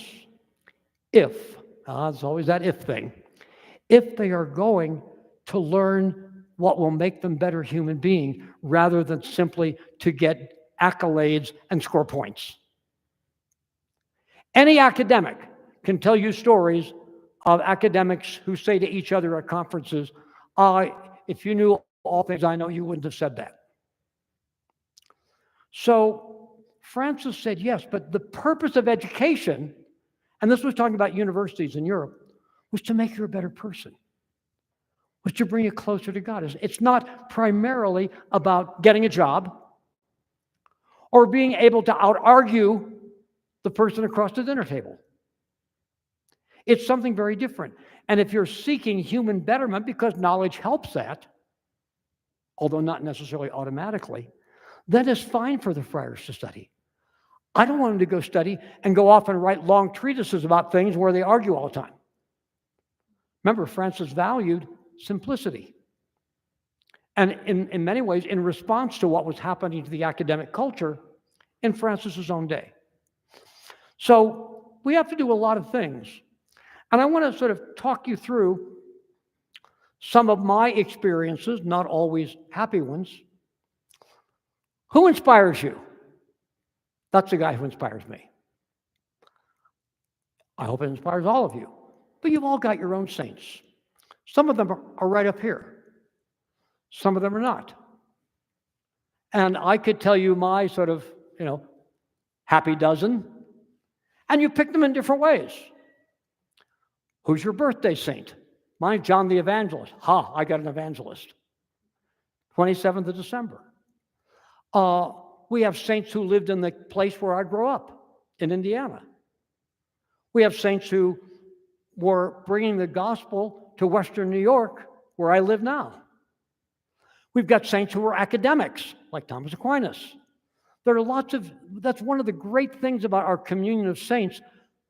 Everybody can find some people to be close to, where they start out with a certain, I sort of know what that person's up to, because I'm sort of up to that too. And so it's wonderful to study the saints and sort of pick your saints. And very early on, this is mine, and in some ways, it's not a very good fit for an academic. I tell people that Francis probably had what we would call an 8th grade education and was probably a B- Latin student. Whenever he wrote something in Latin, he had to have somebody fix it before he could show the Pope or anything, for example. But you start with, here's this man I love. Here's this person I respect. What does it mean for me to imitate Francis? It certainly doesn't mean stripping off naked in front of my father. It certainly doesn't mean hanging out with birds all day. So one has to go through that process of reflection. I moved to Western New York, where I live now, in 1970, because my university is there. And I had the greatest discovery for a medieval historian that you can make in the New World. 4 miles away from me was a essentially medieval monastery, living by a rule that was written in the 6th century and revised in the 12th century. I lived near a Trappist monastery. And I dashed out there and I met the abbot. And my purpose was simply to ask him if I can bring students out, and if one of the monks will talk to us about monasticism today, all the kind of stuff you would do. But over the years, I got to know them, and they got to know me, and they get me involved, not just in giving talks. I got a call one day from the Blessed Father Stephen, and he said, we're building a new church. I said, yeah. He said, we need you to help. I said, I'll write a check. He said, we need you to help us drag rocks out of the ground that are going to go build the church. You'd be so bad. Sorry, how bad I am at dragging rocks out of it. But you get involved. And I did that, and I haven't done it since. But boy, do you learn a lot hanging out with monks, digging up rocks out in the field, and helping to get them to where the church is going to be. One of the things I learned was Master Mason's not my gift. And at one point in my life, I was single. I didn't think I was going to get married. I wanted to have a family. I was watching TV one night, and there was a feature on Friday night in the local news about some teenage child who needed to be adopted. I didn't even know that was possible. So I called up and asked whether single people can adopt. The answer was yes. Well, it took 3 years, but I adopted Paul. He's the one on the left.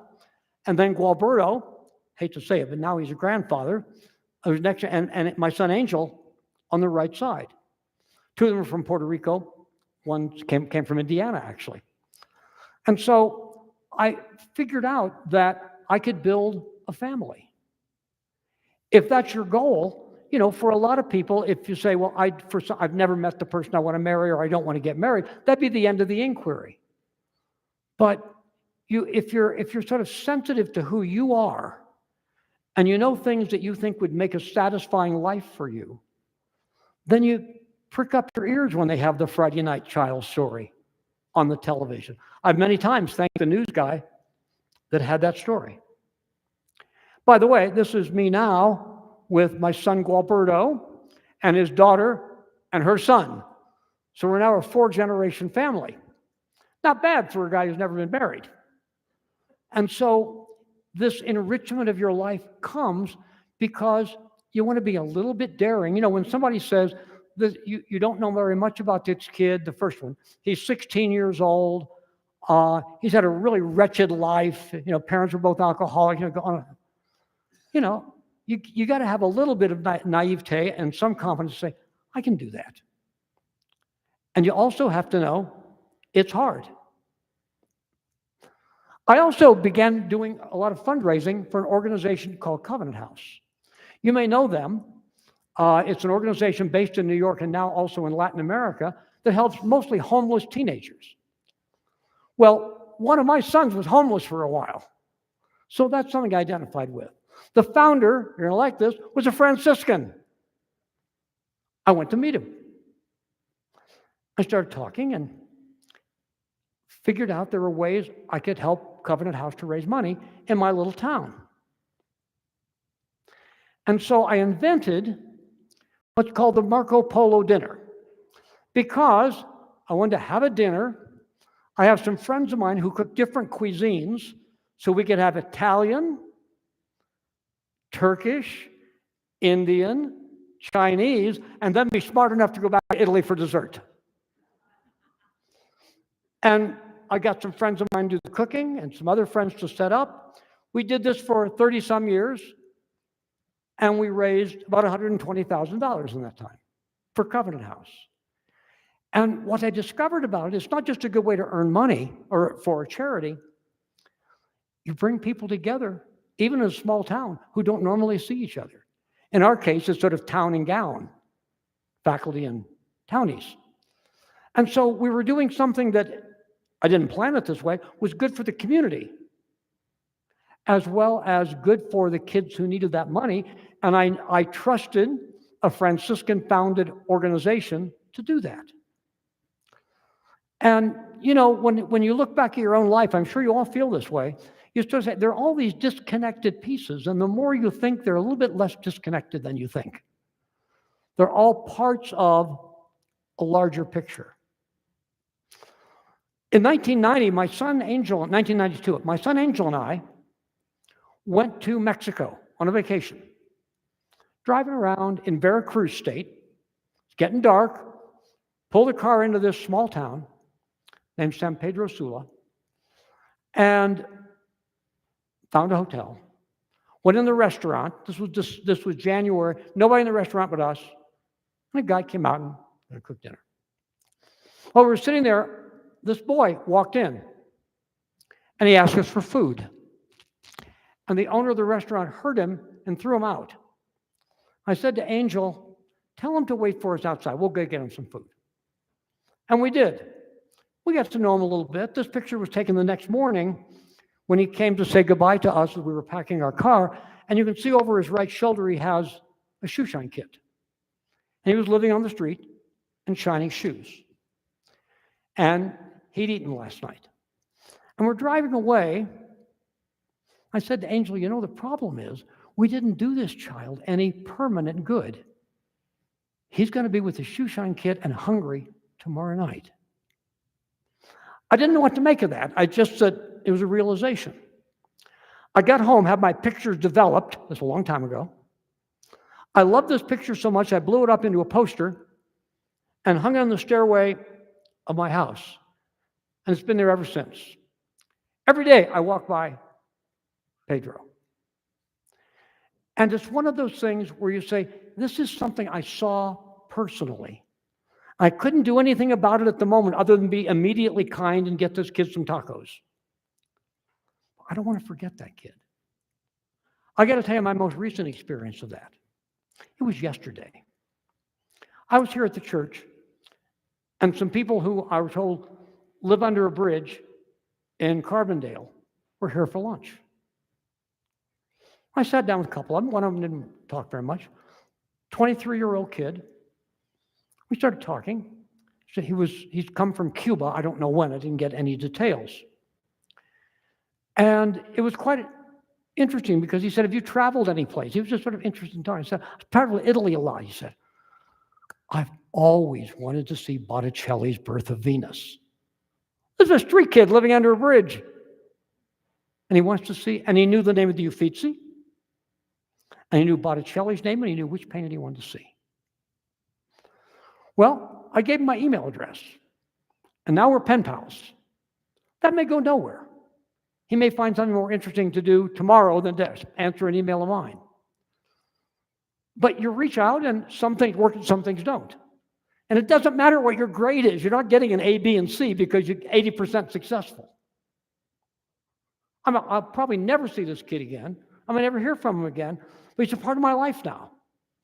And he gave me, here's this, again, I think he said he was 23 years old. You never know whether that's quite right. 23 years old, living under a bridge, and wants to talk about Botticelli. You just never know what you're going to discover if you sit down and talk with people. And I'm inspired by that. I mean, I'm used to people who have traveled in Italy and seen Botticelli and love him and all that stuff. Not used to homeless kids whose desire is to see a painting by Sandro Botticelli, for God's sake. Now, I was stupid enough not to remember there's a copy of a Botticelli in this very building, and so I didn't take him to see it. I'm still slapping myself for that one. But at any rate, we need to sort of gather together our experiences. In 2008, I was doing a seminar on St. Francis for college professors in Italy. And every day on the way to work, I walked by this kid, and he was begging. I assumed he probably came from Albania because this was when there were a lot of Albanian immigrants coming to Italy. And one day I'm walking and I said, wait a minute. There's a person begging, and I'm going up to teach a seminar on Francis. I'm not doing anything. So in that sort of way, I think that Francis probably did his first leper coin. I sort of put it in his hand. And the next day he was there again. And finally, we try to talk a little bit, and we don't speak any languages in common. Turns out he's a Roma, a gypsy from Slovakia. And his parents bring him and their disabled daughter, who was in a fire when she was an infant. She has no feet and one leg and burns all over her body. And they were made to beg all day, and she was the star of the family because she was the most pitiful. The boy didn't do very well because he looked like sort of a normal kid. And one day, I go by and I say hello. And usually he stood up. I gave him €1 or whatever. And he didn't stand up. So I sat down with him on the street, right there. And I saw the world from his perspective. You don't get that reading books about poverty. And you watch various people come by. Some refused to see him. They'd turn away. Some sort of looked at, hey, kid, why in the hell don't you have a job? And even the ones that gave money did the sort of Francis thing the first time, sort of, not quite touching him. And that was transformative for me because I grew up in a good middle-class family. My dad was a doctor. I traveled to Europe before I was 18, with all the kinds of things that most kids could only imagine. And I'd never seen the world from his perspective. Now, unlike him, I can always stand up and go be the professor 10 minutes later. But at least I had that experience. And it's very important, I think, that we do that. One time I was in Philadelphia, and because I'm cheap and always get, sort of dumpy hotels, I had to go under a long underpass to get to my hotel from where I was. And just lined with homeless guys. And, it's dark, and I'm in a suit, and I'm 70-some years old, and it's easy to be scared. And I just sort of, hi, how you doing? I talked to everybody. I couldn't do anything for them. I'd ask, this is the summertime. Do you have a blanket? Yeah, I'm fine. I don't know what I'd have done if they said no. But it's just so humanizing, I hope for them, certainly for me. I know how much I benefited from 10 words. And I think that's Francis and the leper. The first time, it's sort of scary. The second time, it's just a sick human being. We've all been sick at some time. And we've also experienced death of other people. And so I think that one of the gifts Francis has given to me is a certain kind of awareness of opportunities that would not look like opportunities. And wouldn't look like opportunities to me. What most people do, you sort of step a little bit further away from them when you walk by the beggars. And here I'm just chatting with these guys. I'm giving them high fives. They have no idea who I am. I have no idea who they are. I don't know their stories. I don't know how many are drug addicts. I don't know how many their families abandoned them. I don't know any of that stuff. And what I learned is that doesn't matter. There's a time when that matters in a relationship, but it doesn't matter. And I think, again, that's a very Franciscan thing that I'm feeling in a very different circumstance in the world of St. Francis. In 2004, on a sort of theological trip, I went to Peru. Now, one of the things you want to know about Franciscans, wherever you go, if you meet up Franciscans, sooner or later you go to a slum. They're just the slum guys. They still are. This is a slum in Lima, Peru. And I was told about it. And I walked through parts of it that were safe enough for me to walk through. And again, you sort of accumulate over time, whether it's this kid in Mexico, whether it's these guys in a tunnel in Philadelphia, whether it's going here and seeing people. Hopefully your heart sort of softens and you sort of realize not only how privileged you are, but how there's responsibility to go to privilege. And then in 1908, I see Anne nodding here, I went to Nairobi, Kenya. I had met a friar at a house of Franciscan studies in Rome, and he said, you ought to come to Kenya. So I did. This is the edge of the slum of Kibera, a slum that has more than 1 million people and 5 public schools. Not kidding. And every day, the government brings a lot of the city's trash on a train and dumps it in the slum. You can't be unaffected by that. You can't imagine what it's like to live in somebody else's trash dump. And that was a very powerful experience. And this friar friend of mine, Anna Vance, Father David, gathers together people on Sunday at a school that he runs in a slum just to have a meal. And this is some of the kids. And you can see several of them have bottles. Well, it looks like they're having a Diet Pepsi, but in fact, they're sniffing industrial glue. And I can tell you that there is no such thing as old glue sniffers. The 30-year-olds look 60 and will be dead before they're 40. And you see this, and you can see the older ones back there are all going to be dead the next time I go back. And I know that. And it's very difficult to get any kind of help in getting off glue. And I'm told that the reason they use the glue is because it'll make you feel a little bit warmer at night, so when you're sleeping on the streets, you aren't cold. Nairobi is more or less on the equator, but it's also several thousand feet above sea level. So it's not a very hot place. And you know, you're a Franciscan scholar, and you've had the privilege of seeing some of these things. And at some point, you got to say, you know, what am I going to do about it? I want there to be a lot more kids like that kid walking along that railroad track with a backpack. Because most kids don't ever have that opportunity. And then I went to India to travel. I was taken, this time by nuns, to this slum in Kolkata. We used to call it Calcutta. I went to the town because my dad had been stationed there for a while during World War II. And they took me out in the country. And this is a little village in India where they are drying dung from which they will build another house. And this is downtown in this village. This is the school. You can see drying clothes. There's one source of water, and here's somebody who's crippled who's just come there to cool off and get water. And, you know, you see these things on television or online, and they're very powerful, and yet they're a million miles away.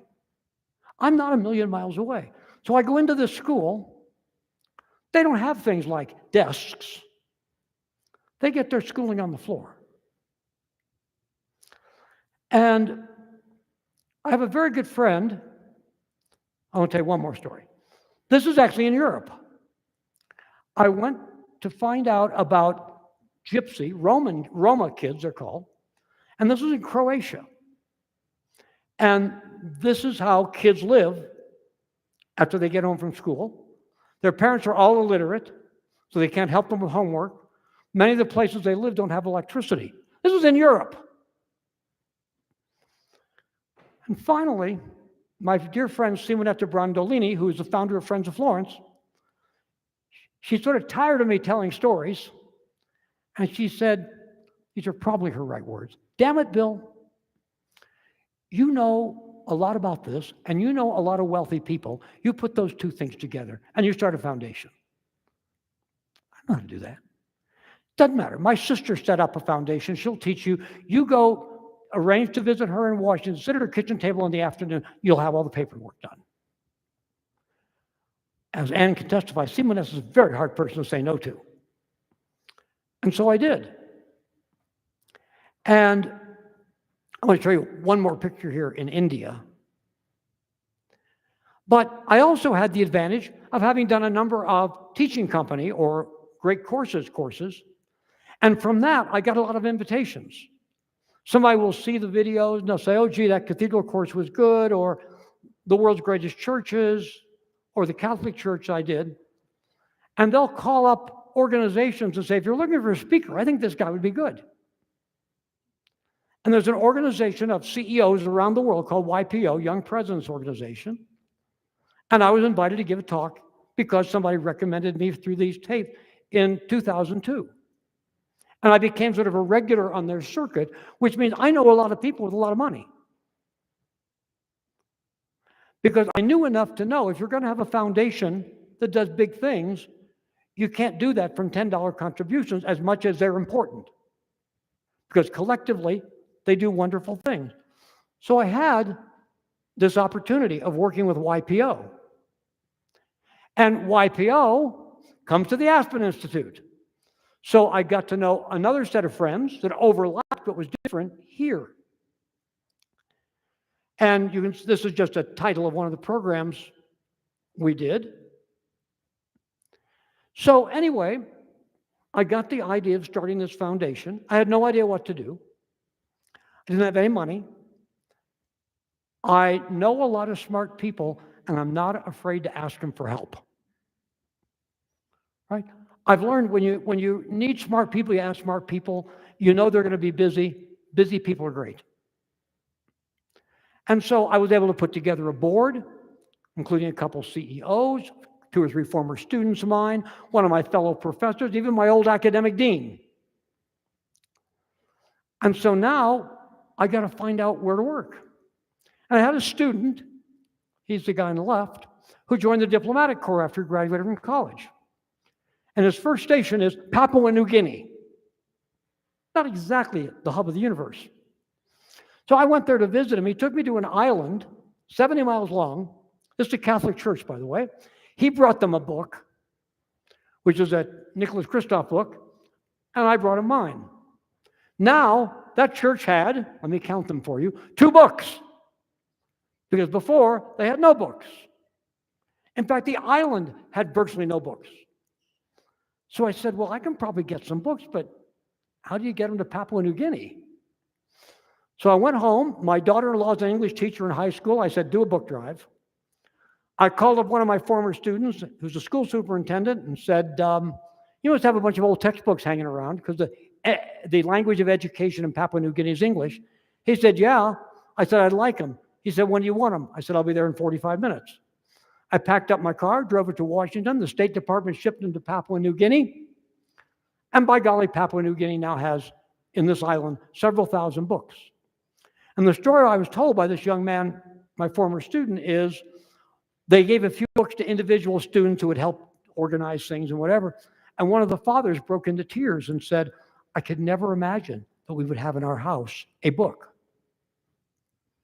Well, whatever it is I'm doing, I may not be doing it very well, but I've got the right ideas. And now you got to go from there. By the way, there are the first 2 books. There's Father David. So I go visit Father David in Kenya. And sometimes I take my friends with me. You may notice a certain Anne O'Brien there, dancing. And we took her sister, and her sister worked with a group in Chicago that make beautiful dresses to give to poor girls. So these girls all disappeared and put on their beautiful dresses, and Anne's teaching them how to dance. And that didn't cost any money at all. And it did so much good and brought so much beauty to their lives. And sometimes they need things that cost a lot of money, like a school bus. We get that. One day I met this boy at a feeding program. And by the way, this is I'll tell you my pet peeve. I don't like people running around in designer jeans that have holes in them that they made there. Because this kid is not wearing designer jeans. That's all he's got. He'd love to have a whole knee. His name was Julius. He was on glue. He had a glue bottle. I said, do you want to get off glue? He said, yeah. I said, I mean, really, do you want to get off glue? Don't, cut the crap. I said, yeah. I said, come with me. He pointed to another kid and said, can I take this kid with me too, my friend? I said, okay. He said, his name is Francis. Right. I'm going to turn that down, right? So I took them to Father David. And Father David said, I know nuns who do detoxing. And I know schools that will take these boys. One went into a carpentry school, one went into a secondary school, although he'd hardly ever been to school, graduated last in his class. What an achievement that is for that kid. And it all began by me simply asking him, would you like to get off glue? There he is in a school uniform. And during the pandemic, he came back to that place and helped feed other people, which is also something you want to encourage, right? It's so easy to do that. Remember the Down in the Boondocks song? I'll leave and I never, never will look back. You don't want them to do that. They need to look back. And I went to Uganda and met this fellow who was a poor slum kid, And what he wanted to do is help other kids who grew up in a slum. He had no money. He didn't have an organization. Didn't have a bank account. So what he did was go around at night and pick up kids who were sleeping under cardboard boxes to stay warm in the streets of Kampala. And he did the smartest thing in the world. He fed them. This is one happy little guy. And he fed lots of them. But he couldn't do anything more than that because the food was relatively cheap and he didn't have any money. So this woman's a friend of mine I've worked with before. She's a Ugandan. And I said, Kathy, I need you to come and talk to this guy and help him figure out how to be more effective. So she came to one of his feeding programs.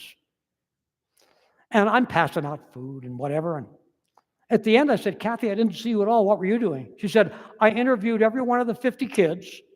14 of them are ready to go to school now. I've got a school that'll take them. All I need is the money.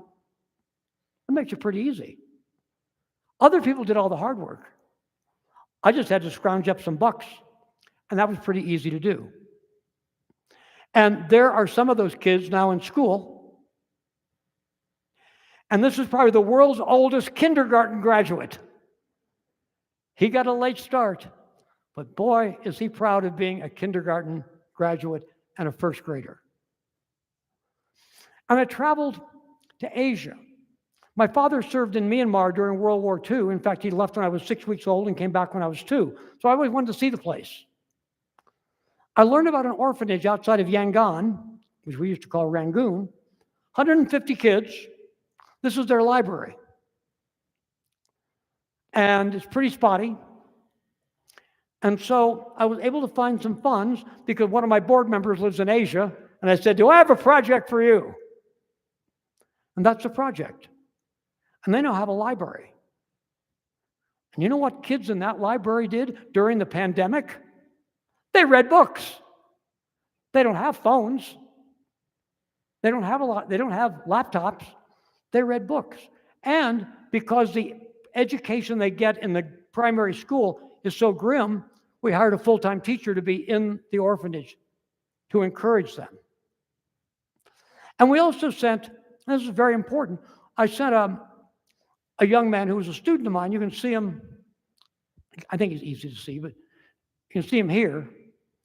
And he spent a 2-month internship there. I believe that transformed all the lives here, especially his. He now has founded his own charity in a slum in Los Angeles to help kids. So you never know what the benefits are of what you can do.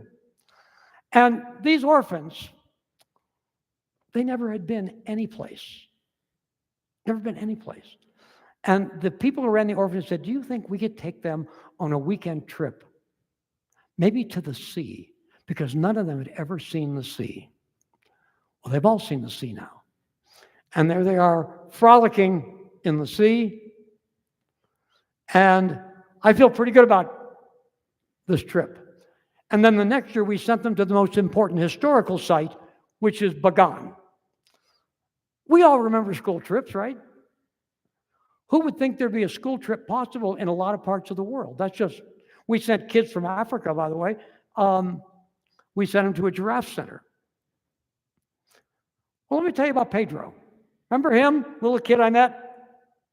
25 years later, I decided to find him.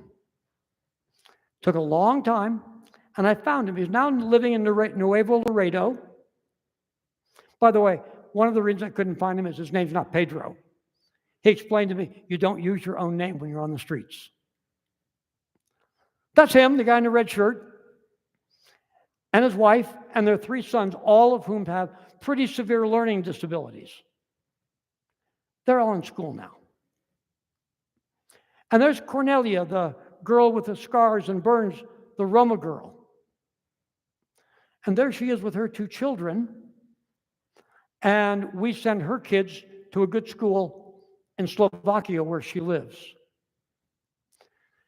And I was watching the evening news one day, had stories about Rohingya refugees from Myanmar who now live in Bangladesh. Bangladesh. So we started a program to teach them English while they're living in a refugee camp. And our newest project, this is in Laos, where I saw an article, I saw a story on TV, wrote to the person who did the story, and learned that there is a part of Laos along the old Ho Chi Minh Trail where many, many children suffer from Agent Orange because it's in the soil, and in some cases it's passed down genetically. So I went to meet with this Buddhist monk who was himself a victim, although not an intellectual victim, of Agent Orange, and his goal is to start a school for those kids. It'll have to be a residential school because they don't have the mobility to move around. And so we just pledged money to build a school that this young man will lead. And you know, Francis of Assisi never heard of Buddhist monks, and he never heard of Laos, and he never heard of Agent Orange. He knew about lepers, and he knew about Muslims, and whatever. And so the idea is not to say, gee, I think I'll go talk to Muslims because Francis did. It's who needs help? How do we find it? How do we use our knowledge of the world, the connections we have with other people to do it? And so if somebody said, are you at least trying to live out the Franciscan vocation? The answer is yes. If they ask, is it anything like what Francis did? The answer is no, in all the details. And so I hope that as you think about the conversation we had with Francis, about his life, about how we learn about him through art, and how we might learn through at least somebody who's stumbling his way to try to be a more Franciscan guy. This is not about Francis, and it's not about me. It's all about you. And I hope this will give you some things to think about. You're probably not going to go to Laos to find another place that needs a school. You're probably not going to go to Peru or other places where we worked. You may go to Carbondale, and your church brings people from Carbondale here. And that was a wonderful experience. And if you haven't participated in that, I bet there are people here who will sign you up. Because it's beautiful. And some people are damaged in different ways. One guy just didn't want to talk to anybody. That's fine. You got to respect that. But I got a new buddy now, and we're pen pals because he has an email address. We've already exchanged 2 sets of emails. That may last 3 weeks, or it may not. It may last 3 months, 3 years. But what I want to say is imitating Francis is not copying, it's creating. Just like the art of learning that helps you learn about Francis is not about, is that what it looked like? But it's about creating. Even that Botticelli, it's not about, is this the way it looked? It's about creating. Learning how this artist created this image that then we can continue to create ourselves or recreate ourselves. So I hope that my little example here with my new friend, the Buddhist monk, will help people to think broadly about how they can go reach out to the lepers, whoever they are. There may be old folks who are isolated in old age. They may be in hospitals. They may be under a bridge. They may be students in the schools where your sons and daughters are teaching. But Francis' example and the art that illustrates his life is empowering. It's entertaining, but it's empowering. So if I have entertained you, I'm happy. But if I have empowered you, I'm ecstatic. And I really thank you for the opportunity to be here.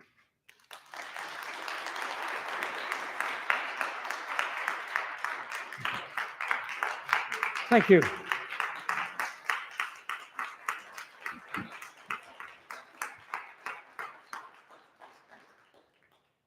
we have time for questions? Anybody have a question or a thought? I'll tell you anything, but I won't let you take my rich donors away. Just kidding. Any thoughts you have about any of the 3 sessions as we depart to go our own ways? I had a question from last night on St. Clair.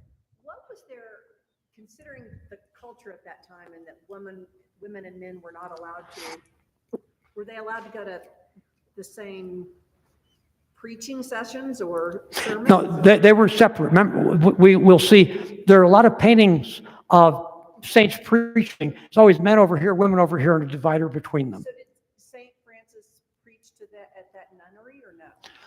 Yes, he did visit. Francis, it's important to say that Francis certainly was a creative interpreter of the traditions of his own day. And it's important to recognize that. Let me give you one example. When the Clares were founded by St. Clare, she wanted to live just like Francis.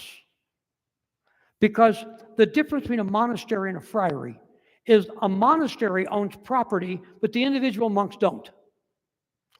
The friars own nothing collectively or individually. And the Pope said, I just can't let you live like the friars. So you're going to have to live under a monastic rule for females. Ultimately, Clare wrote her own rule. You're going to have to live under that, and you've got to accept property. Oh, Clare didn't want to do that. She was one tough character. And she kept writing to the Pope, saying, I don't want property. I want to live like Francis. And the original of this still exists.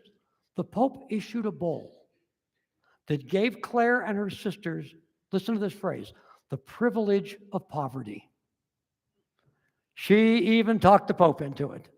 She just bugged him and kept insisting, and he finally issued a papal bull. The original is actually in the church where St. Clare is buried. And it's a wonderful story that Francis and Clare are not disobedient, but they really are testing the edges of things and basically saying to them, you know, yes, we've had female convents since the 5th and 6th century. But what Francis and Clare would be saying is, the world's really changed a little bit. We sort of got to get with that. And there's nothing wrong with having sisters who live and own property. We don't want to do that. We think what we're doing is moving a little bit closer to the ideal of Francis and to the idea of poverty that he lived.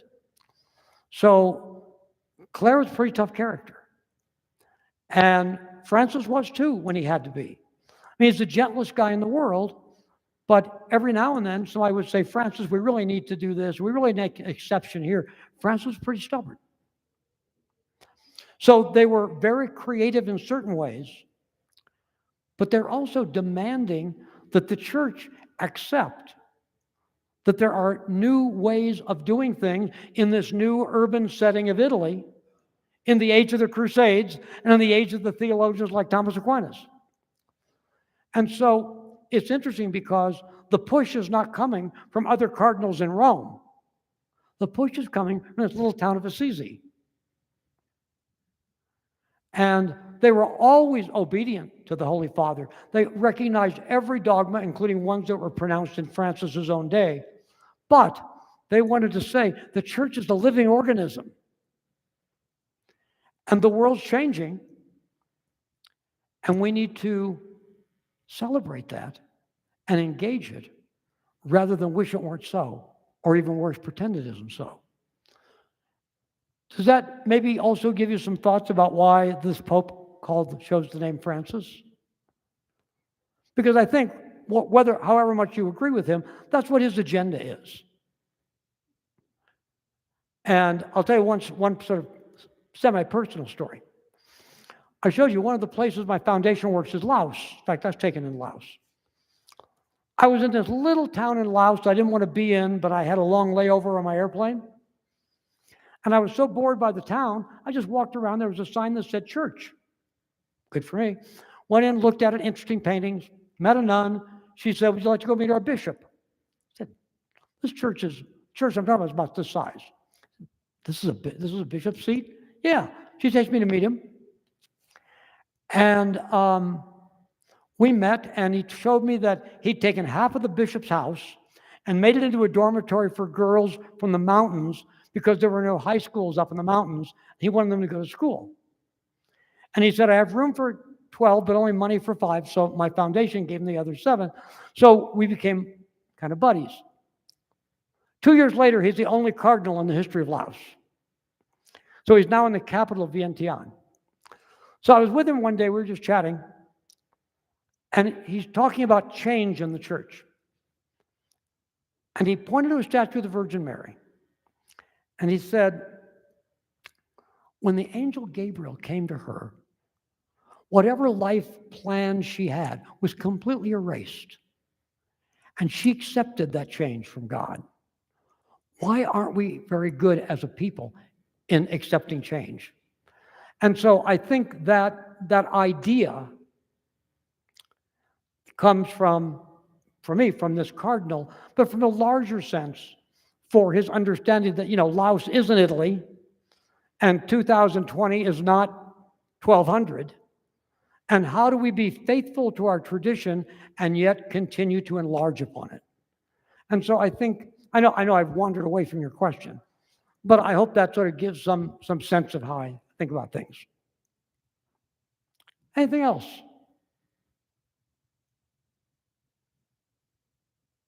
Okay, thank you again, Bill. Thank you. Thank you.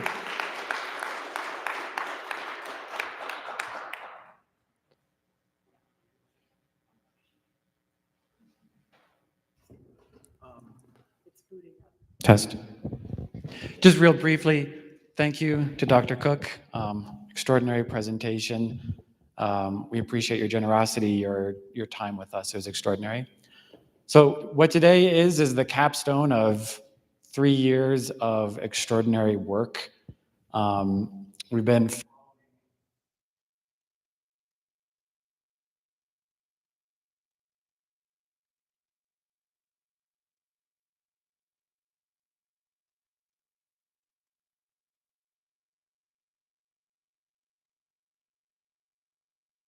sort of happens automatically. Everybody here has given some sort of contribution in particular, and has given so much of her time and expertise to this program. So